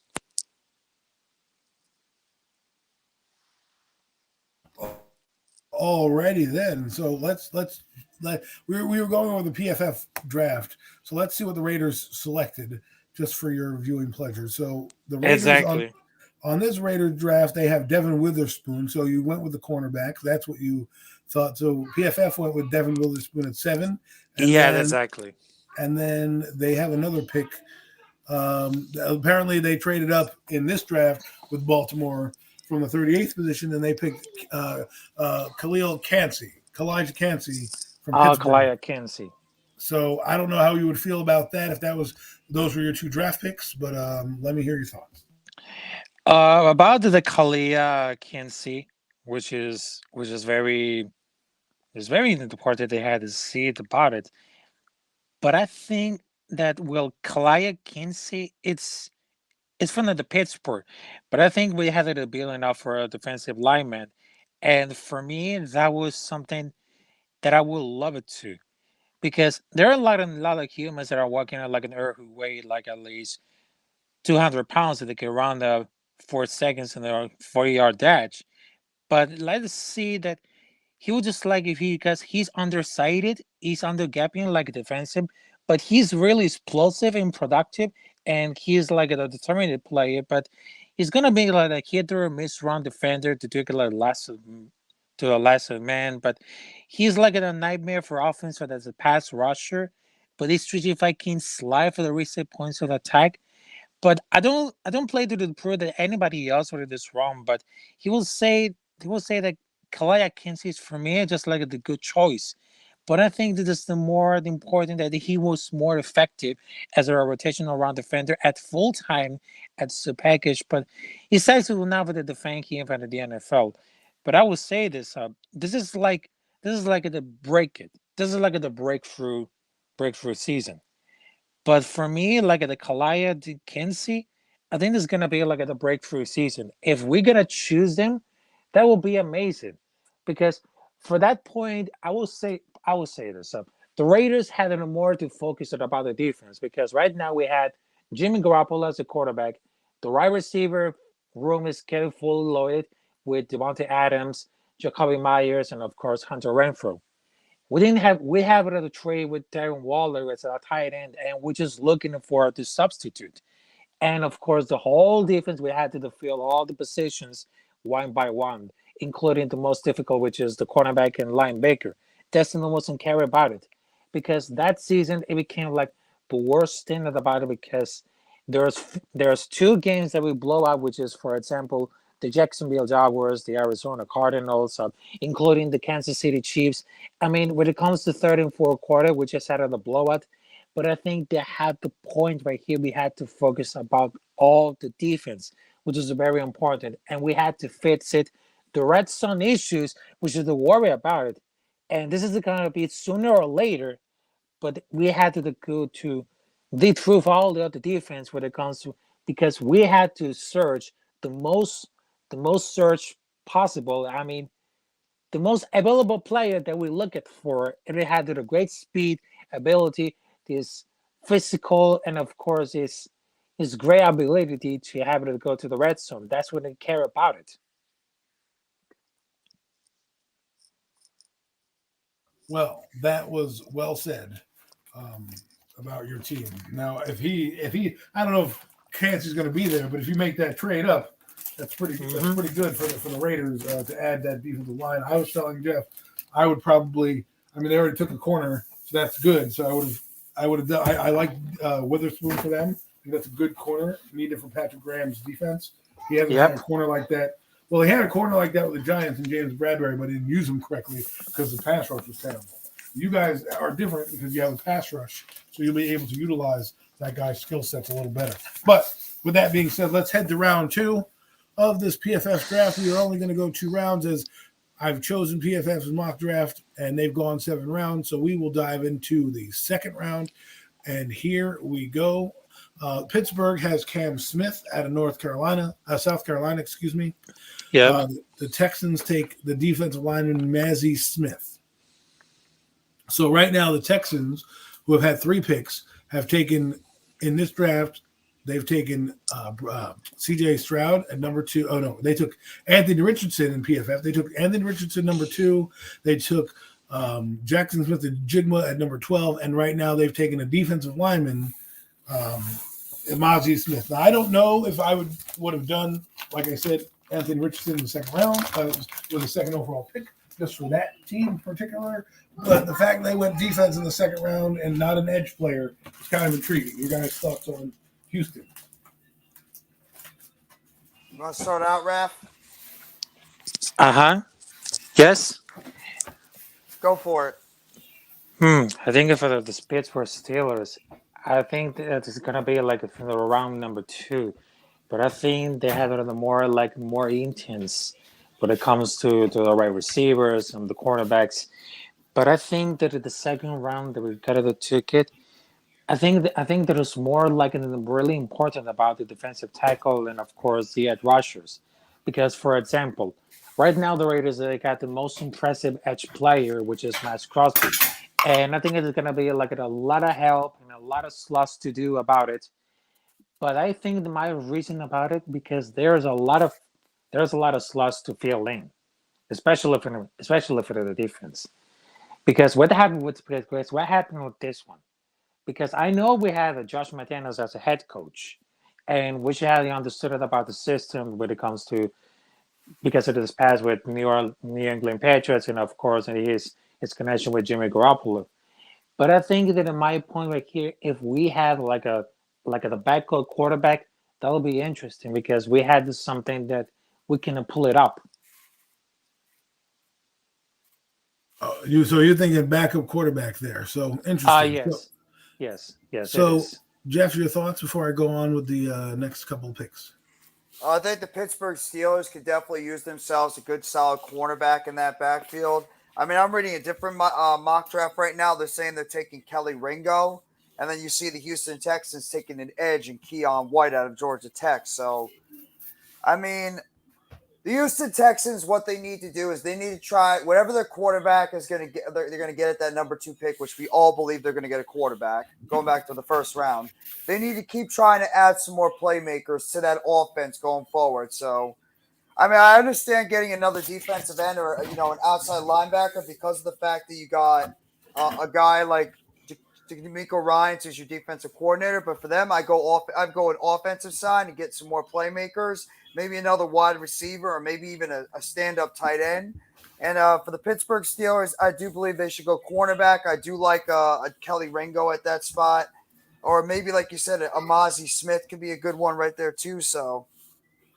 To answer your question, unpopular opinion, I think 5 go if they get desperate, right? I think you'll see Young, Stroud go the first couple, then there'll be a break, and then there'll be probably Levis and then Richardson, and then Hooker becomes interesting because if you're a team in the middle rounds, like the Commanders, why wouldn't you want to take Herndon Hooker right there, right? Or a team that like Tennessee. Why wouldn't you take Herndon Hooker as well? He's in your backyard. I mean, if we learned anything from Pittsburgh, a team like Tennessee might want to do that because guess what? They play in his backyard. It's not like Pittsburgh where they practice the same facility. But let's be honest, it's the Volunteers. I'm sure. I don't know where they play. They play in Knoxville. Tennessee's in Nashville. So you're going to get some scouts in that area banging the table, and if he's there, why don't you take him? It's not like it's going to go far down the road. I think 4 quarterbacks go, unless there's some team that's desperate. I think Herndon Hooker, well, I love him. He's one of my favorite prospects. I think he'll head in the second round. I could be wrong. He could end in the back end of the draft, right? Let's just show you who's in the back end of the draft who might want to select a quarterback there. So let's say the Raiders, right? They traded up in this draft to get Kancey. Maybe they come back and they trade up. Yes. Yeah, maybe they come back and trade up with Minnesota and take Herndon Hooker as their backup quarterback while they wait for Jimmy. Yeah, exactly. There's not many other teams in the bottom half of the draft that would do it. Maybe the Los Angeles Chargers, because I know Matthew Stafford is not going to be there forever. Their backup quarterback's not great. I could even see Tampa Bay taking Herndon Hooker as well, if they decide that, while we love Baker Mayfield, which they probably don't, and we like Kyle Trask, which they probably don't, Herndon Hooker at least gives you a guy that can be there 5 years on a contract and does more than those guys. So good question. I think it's going to be 4, but 5 if the team gets desperate. Anyways, getting on to the second round as we keep going, and keep the questions coming, people. What do you guys thought? What do you guys thoughts about Hooker? Jeff? I don't know what to expect from Herndon Hooker, honestly, because the dude is coming off a serious injury. But do you think 5 quarterbacks go? Like unpopular opinion said. I know the question was directed to me, but you guys are more than welcome to answer. Ooh. I think that 5 quarterbacks could go. I could see a Herndon Hooker going towards the back end of that draft. If I had to gauge it right now, I'd probably say I think he's going to be more of a second round pick. But yeah, I think we're going to see at least the top 4 quarterbacks go in the top 10. And then I think somebody like Hooker is going to be drafted, I think, somewhere towards the back end. Like somewhere in the middle of the second round, maybe even the third, because I think teams are going to be scared off because of his injury. Yeah, and for that reason, because over the last season, he hasn't having a phenomenal year before he tore this ACL in the November game against South Carolina.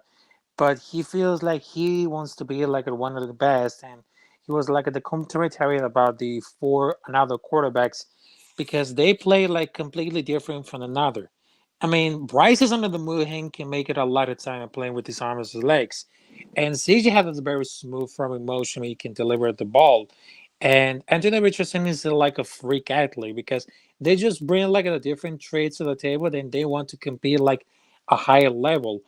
But I think that this seems like they haven't taken a hit because of his age, because he was like a 25. It's much older than Richardson, Young, Stroud, and also he was older than Lewis, who turns 24 in June. But it doesn't seem like this age with this advantage because it's like at a long-term position. He just finished at like the edge of the quarterbacks, and especially that they can do all the things the quarterbacks are doing because the attributes are seen like in a lot of different football situations. and that gives like the edge and the maturity that gives like the advantage as well. But he's really like the real confident in himself and the fact he's gonna certainly like the fifth quarterback on the board.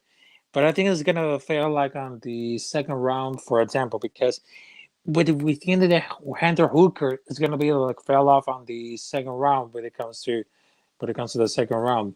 But I think Hunter Hooker is gonna be like one of the quarterbacks that could fall for the second round. Well, good points. I think the guy who has the most upside and the most boomer bust potential is Richardson. I think the most ready quarterback is, to me, CJ Stroud. I think he's got more, pocket passing awareness than Yeah, Young. exactly. I think Young gives you more of the Jalen Hurst capability in terms of, building a bit of a run offense around him. And then Will Levis, to me, is kind of like a Daniel Jones type of guy. Like he had basically the same kind of numbers. He's a hit or miss prospect. If you hit on him, can he be more than just an average quarterback out there? That's the question that you have with Will Levis that you don't have with the other guys. You know that Anthony Richardson, if he puts it together, is going to be a beast, right? You have a feeling that CJ Stroud, if he puts it together, is going to be a solid prospect. Will Levis is the big albatross. Nobody knows what he's going to be.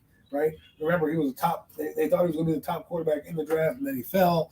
And then there's like questions about, who he played with and all this stuff. So we'll find out if he translates into big league play. Now, the thing about Herman Hooker, I'll say the last thing, his completion percentage was 69% last year, and he threw for 9.8 yards a pass play, which some people think that's short passing game. Well, Will Levis threw for 6.6.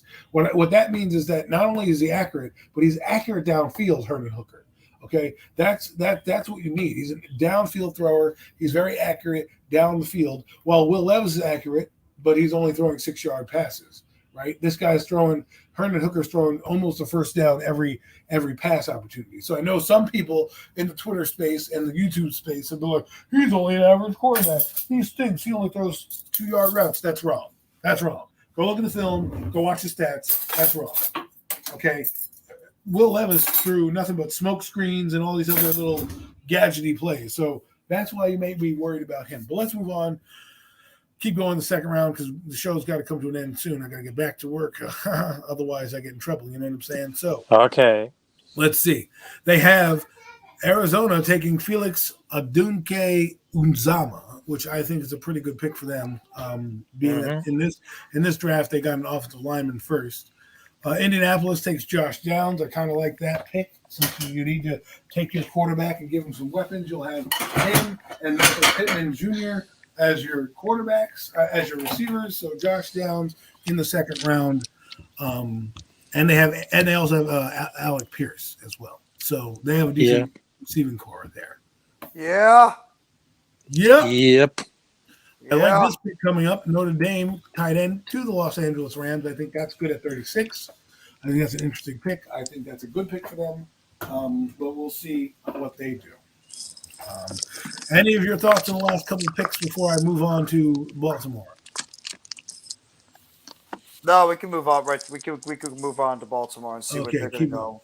Baltimore, they traded this with, according to PFF, they traded this with the Raiders. They took Julius Brents, Kansas State cornerback. They have Marlon Humphreys. I think they lost that other guy. What's his name? Marcus Peters. So this is a good pick. Carolina Panthers picks Drew Sanders to help that defense out. I didn't think he would fall this far, but Drew Sanders lasted the second round. Good for him. And here's your guy, Jeff. Osiris Torrance going to the New Orleans Saints as a second-round pick. Probably the steal of the draft here at this point. Being that he didn't go in the first round, I would have picked him in the first round, but the Saints get him at number 40. That's crazy. I didn't think that he would sign. I didn't think he would drop all the way this second round. That's crazy that actually happened. Well, in this simulation, I guess it did for them. That they haven't picked. I don't know why it would do that. They also have the Arizona Cardinals picking some guy I can't pronounce out of Northwestern. So and they don't have it phonetically spelled out. I think it's called Adobore out of Northwestern. He's a D lineman. So Arizona gets another defensive player. Green Bay Packers. Am I right? Yeah. Green Bay Packers take Canu Benton out of Wisconsin, 42. The Jets, here we are. Bugo, you're going to love this. Not Yep. only do they take a lineman, but they take a center in the second round. John Michael Schmidt out of Minnesota at 43 goes to the Jets. Great pick for them. I think it would shore up their line. I think in the first round, let's just double check who they got in the first round, just because I think they took a lineman. I could be wrong.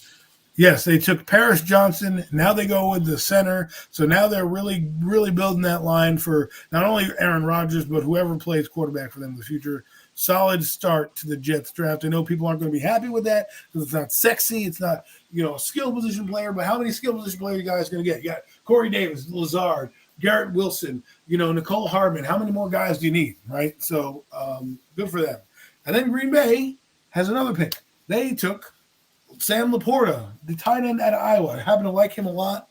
Excuse me. I missed the Atlanta Falcons also took Joe Tipp. I like him as well. So two centers back-to-back, the Jets and Atlanta. Then Green Bay at 45 takes Sam Laporta. I kind of like him. I think he's underrated. He reminds me of a baby Gronk. The way he runs, the way he powers over people. The Washington Commanders, the New England Patriots take DeJuan Jones, Ohio State. I don't know how I feel about that, but we'll see. They do need all line help for whoever they play. Let's see. We're going down the line. Washington Commanders take Tyreek Stevenson, Miami cornerback out of Florida. Detroit, here they get their tight end, a tight end we've all talked about and liked. They take Darnell Washington with their pick, another good pick for them, and it replaces the lineman, the tight end we talked about, T.J. Hockenson. I like that pick there for them. I think that's a better pick than the first round. I think he would be a good blocking tight end, and the guy comes out of the backfield. Pittsburgh takes another guy I can't pronounce, Sika Aika from Baylor, 330-pound nose tackle. That's probably good for their defense. Pittsburgh knows something we don't. The Tampa Bay Buccaneers take Jamar Gibbs out of Alabama. Interesting. Very interesting. Here's another guy. Miami is on the board now, and they take one of the best guard prospects, in Steve Avila. So I like him a lot. Big like fan of Avila. So we got two of the bigger guards that we think are going in the first round, dropped to the second in this draft at least. Here we go. Another pick that people like. Tank Daniels is going to Seattle with the 52nd pick. Interesting pick for them. They have Tyler Lockett. They have DJ Metcalf. I think a third receiver is needed for that team. A bona fide third receiver, help out Geno Smith. I like the pick. Tank Daniels to Seattle. The rich get richer, as they say. Chicago Bears back on the clock. They take the Syracuse tackle, Matthew Bergen. The Chargers take another Isaiah Foskey from Notre Dame. I kind of like him as a pick. I was hoping he would last the Giants pick, but we'll see. We're still in that. We're at pick number 54. Detroit takes Jack Campbell, another good pick for the Detroit Lions. They are coming away with this draft with some good solid picks. They have two picks in the second round. They've taken their tight end. Now they're taking a linebacker that they desperately need. They didn't work out with Jared Davis. Didn't work out with anybody else. Jack Campbell, Iowa linebacker, like that. And here's another one that people know. Keely Ringo out of Georgia. I know a lot of people like him. He's going to Jacksonville Jaguars at 56. And here we are. New York Football Giants are on the clock. They take the wideout Jalen Hyatt out of Tennessee. Gives them speed, a real burner on their team. Gives them a game-breaking wide receiver on smoke screens, and finally can set up a defensive play, set up the defense to really scare teams. Guys, your thoughts quickly on Jalen Hyatt, and we can get on with the rest of the draft, and then we'll close out the second round. I'm actually surprised Jalen Hyatt was dropping all the way to second round. I mean, a lot of people are saying that this kid could be one of the top wide receivers coming out of this draft. And you hear the reports about him maybe not being as – that team's not being as high on him because of his incomplete route running overall. So it's just very surprising to hear him drop all the way to second round. I think it'd be a good pickup for anybody that gets him in that second round. But I think what he needs to do is when he gets drafted – he needs to go out there and he really needs to do a better job refining his route running, just so he's not at least, known as a speed guy on the outside who could run just one or two routes. So That's the only thing I wonder about a guy like Jalen Hyatt. I think he's talented. I think he's got good. I think he's got playmaking abilities. It's just he needs to become more of an overall route runner to really be to make that big difference out there on the football field and really take his game to the next level in the NFL. They think you hate that pick, Jeff. Really? I mean, That's what NYG just said. He I said, didn't know. that pick. I'm not a fan of Jalen Hyatt. I've never been a fan of Jalen Hyatt at all. I don't like Jalen Hyatt. I think he's incomplete as a wide receiver. I like his teammate better. If it's Cedric Tillman, I'd be happy. I'm not a big fan of Jalen Hyatt. Oof. For that case, Jalen Hyatt, I think for this, I think it is kind of go for like particularly how the given set were ranking about it, but he was just like he gives like he has a light speed. He can eat like cornerbacks in the caution, but they to say he can be like the quickest defensive tackles, but his save is really limited. He has only one season, putting like the light numbers. But he had to be the ball for the battlefield to sit him down against zone coverage. And he has played for the most of the snaps for the slot, and therefore that's where like channel for the press coverage. He might have struggled to convert the skills to the pro game. He was just to being taller, the foot praise and depth turns. We had the premiere at the tip for it in 2023 NFL draft. But he always was to be considered like a bit of one trick pony. Had to get for the pros to get to the run and the number multiple routes in the sustain. But his speed and explosion, he's gonna be on demand. But he should be gone for the before the end for the first round. But I think it's gonna have to combine for the mixed back. It's vertical and broad jump capability light. But they wanted to maintain the reason that before they was doing notional 40 times. But I think it's gonna be for you could have chosen for the Detroit Lions. Remember, because it's gonna be like a slipper team, like a slipper team for that round. But I think it's gonna be like a shocking moment because every time they receive the Detroit Lions, it's always the same because they always lose, and of course they have their losing season for the fat seasons.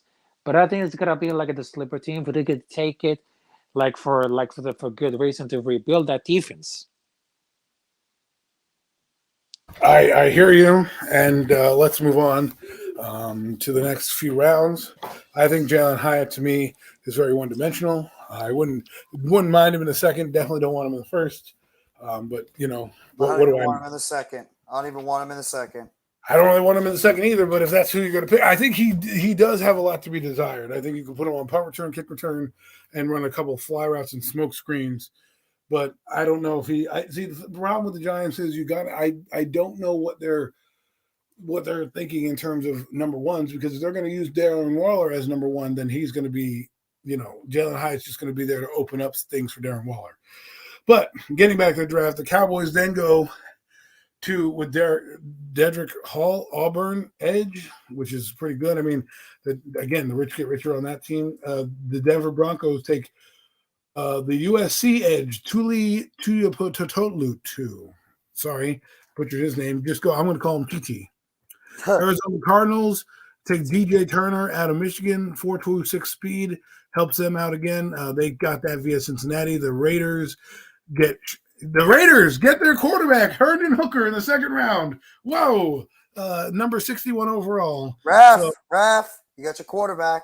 There you go. Second round. You don't need to waste the first round pick on him, and you get Kalijah Kancey and Devin Witherspoon, and now you're getting Herndon Hooker. So good job for the Raiders there. Philadelphia gets richer again. They get Cody Mock out of North Dakota State, the guy with no teeth.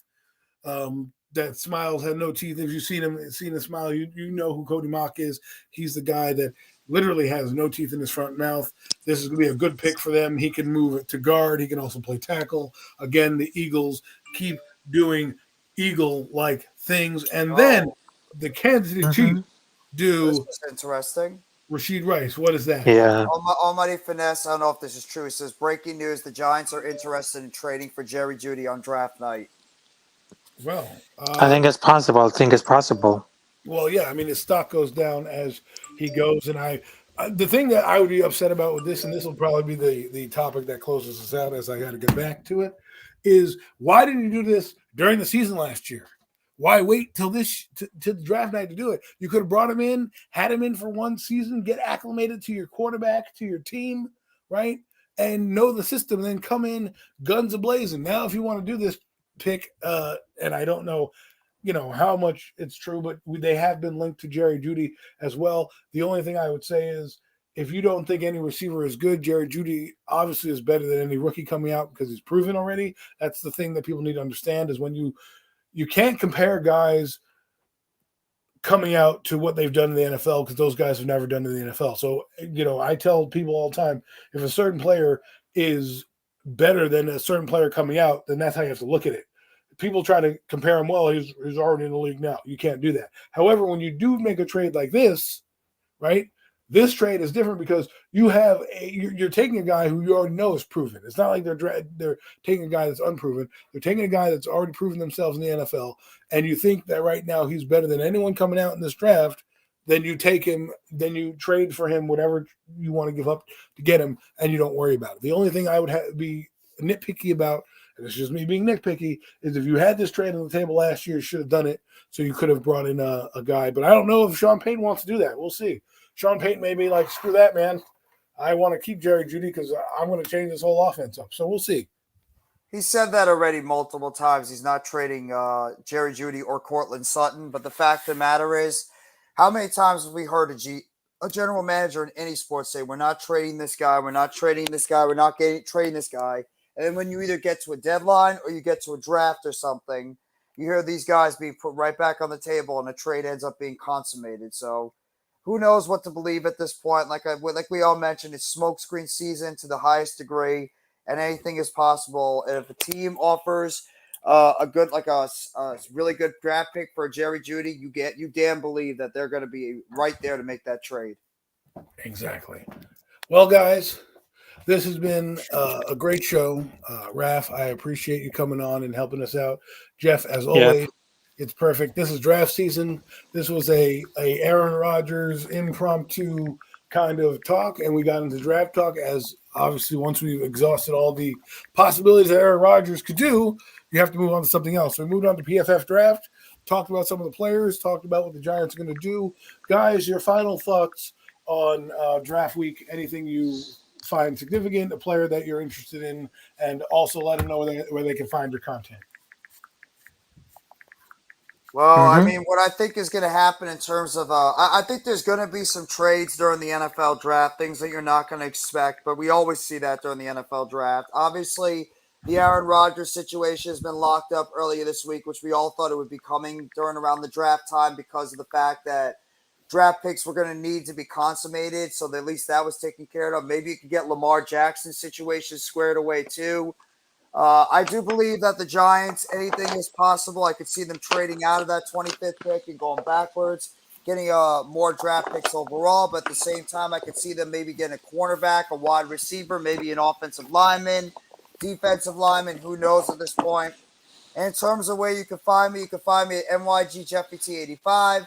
I do football, Giants, Nets, Mets, wrestling, you name it. I do it all. And I always want to appreciate Adam for allowing me on the panel for the Hurry Up, and I'll definitely for the Premium Take Show every single Sunday. Yes. And of course, Adam Casas it's nice having you on the panel, and of course, and it's always a pleasure giving you like a great takes for the NFL draft before the Draft Madness, which is on Thursday night, which is really, really important to see how it's gonna be like. Because it's going to be the greatest choice or the worst choice for the NFL fans. I mean, this is something like we can go for like watching like of the year, because this is the most exciting event that we're looking at for years. And of course, this is like more interesting to see how the best available players are going to the NFL draft. And of course, this is more important. And I will say that Adam Costas, thank you so much. And of course, keep doing the great job. And of course, hit the like button, guys. Let me talk to you just like Ella Knight. It's been a pleasure to having you guys. And of course, Jeff, my great brother, Adam Costas, my great brother. It's always a pleasure and much love and respect from El Capitan Rafael. And of course, I'm just running out of my breath, but it's gonna be like a great draft night. Thank you, NYG. And everyone, that will conclude our show. You can find me with Mac the Giant Fan next week as the first episode of the Real Deal NFC Roundup takes place after the draft. We recap all the NFC East picks from start to finish. If you have if the Giants pick 10, we're going to analyze all 10. The Eagles, we're going to analyze their picks. So we're going to go through it all. You can find me on the Hurry Up. I do a live show. I also do a stand-up show where it's just me doing breaking news. It's not just going to be football. It's going to be basketball, maybe some wrestling, things that are going to tickle my interest, and I think that you guys might like. And of course, my man Jeffy T. We are on Premium Takes on Sunday with Zion Zenith and Mac the Giant Fan. Come catch us. We talk everything sports. Yes. You name it, we talk about it. UFC, WWE, NHL, hockey. Zion's probably like on the highest of highs right now after his Miami Heat won last night. Yes, I'm sure he is. I'm sure I'm sure he's gonna say, let's get it, and talk all about Jimmy Butler and the dog that he is. But oh my God, what a game by Jimmy Butler last night. Guys, thank you so much. People, thank you for tuning in. We had a lively chat today. I am excited. Most live chat I think I've had on this show in a while, so I appreciate you all coming through. If it wasn't for you guys, I wouldn't be doing this. You guys, again, you fans, Jeff, Raphael, you guys have all lit a fire under me. I took a hiatus for about 10 years on YouTube. I stopped making my last video in 2011, and then I came on with you guys last year in 2022, and I got reignited going forward. So, or actually before that, 2021. So I thank you guys for allowing me to be on your platforms and allowing me to talk my talk. Stop.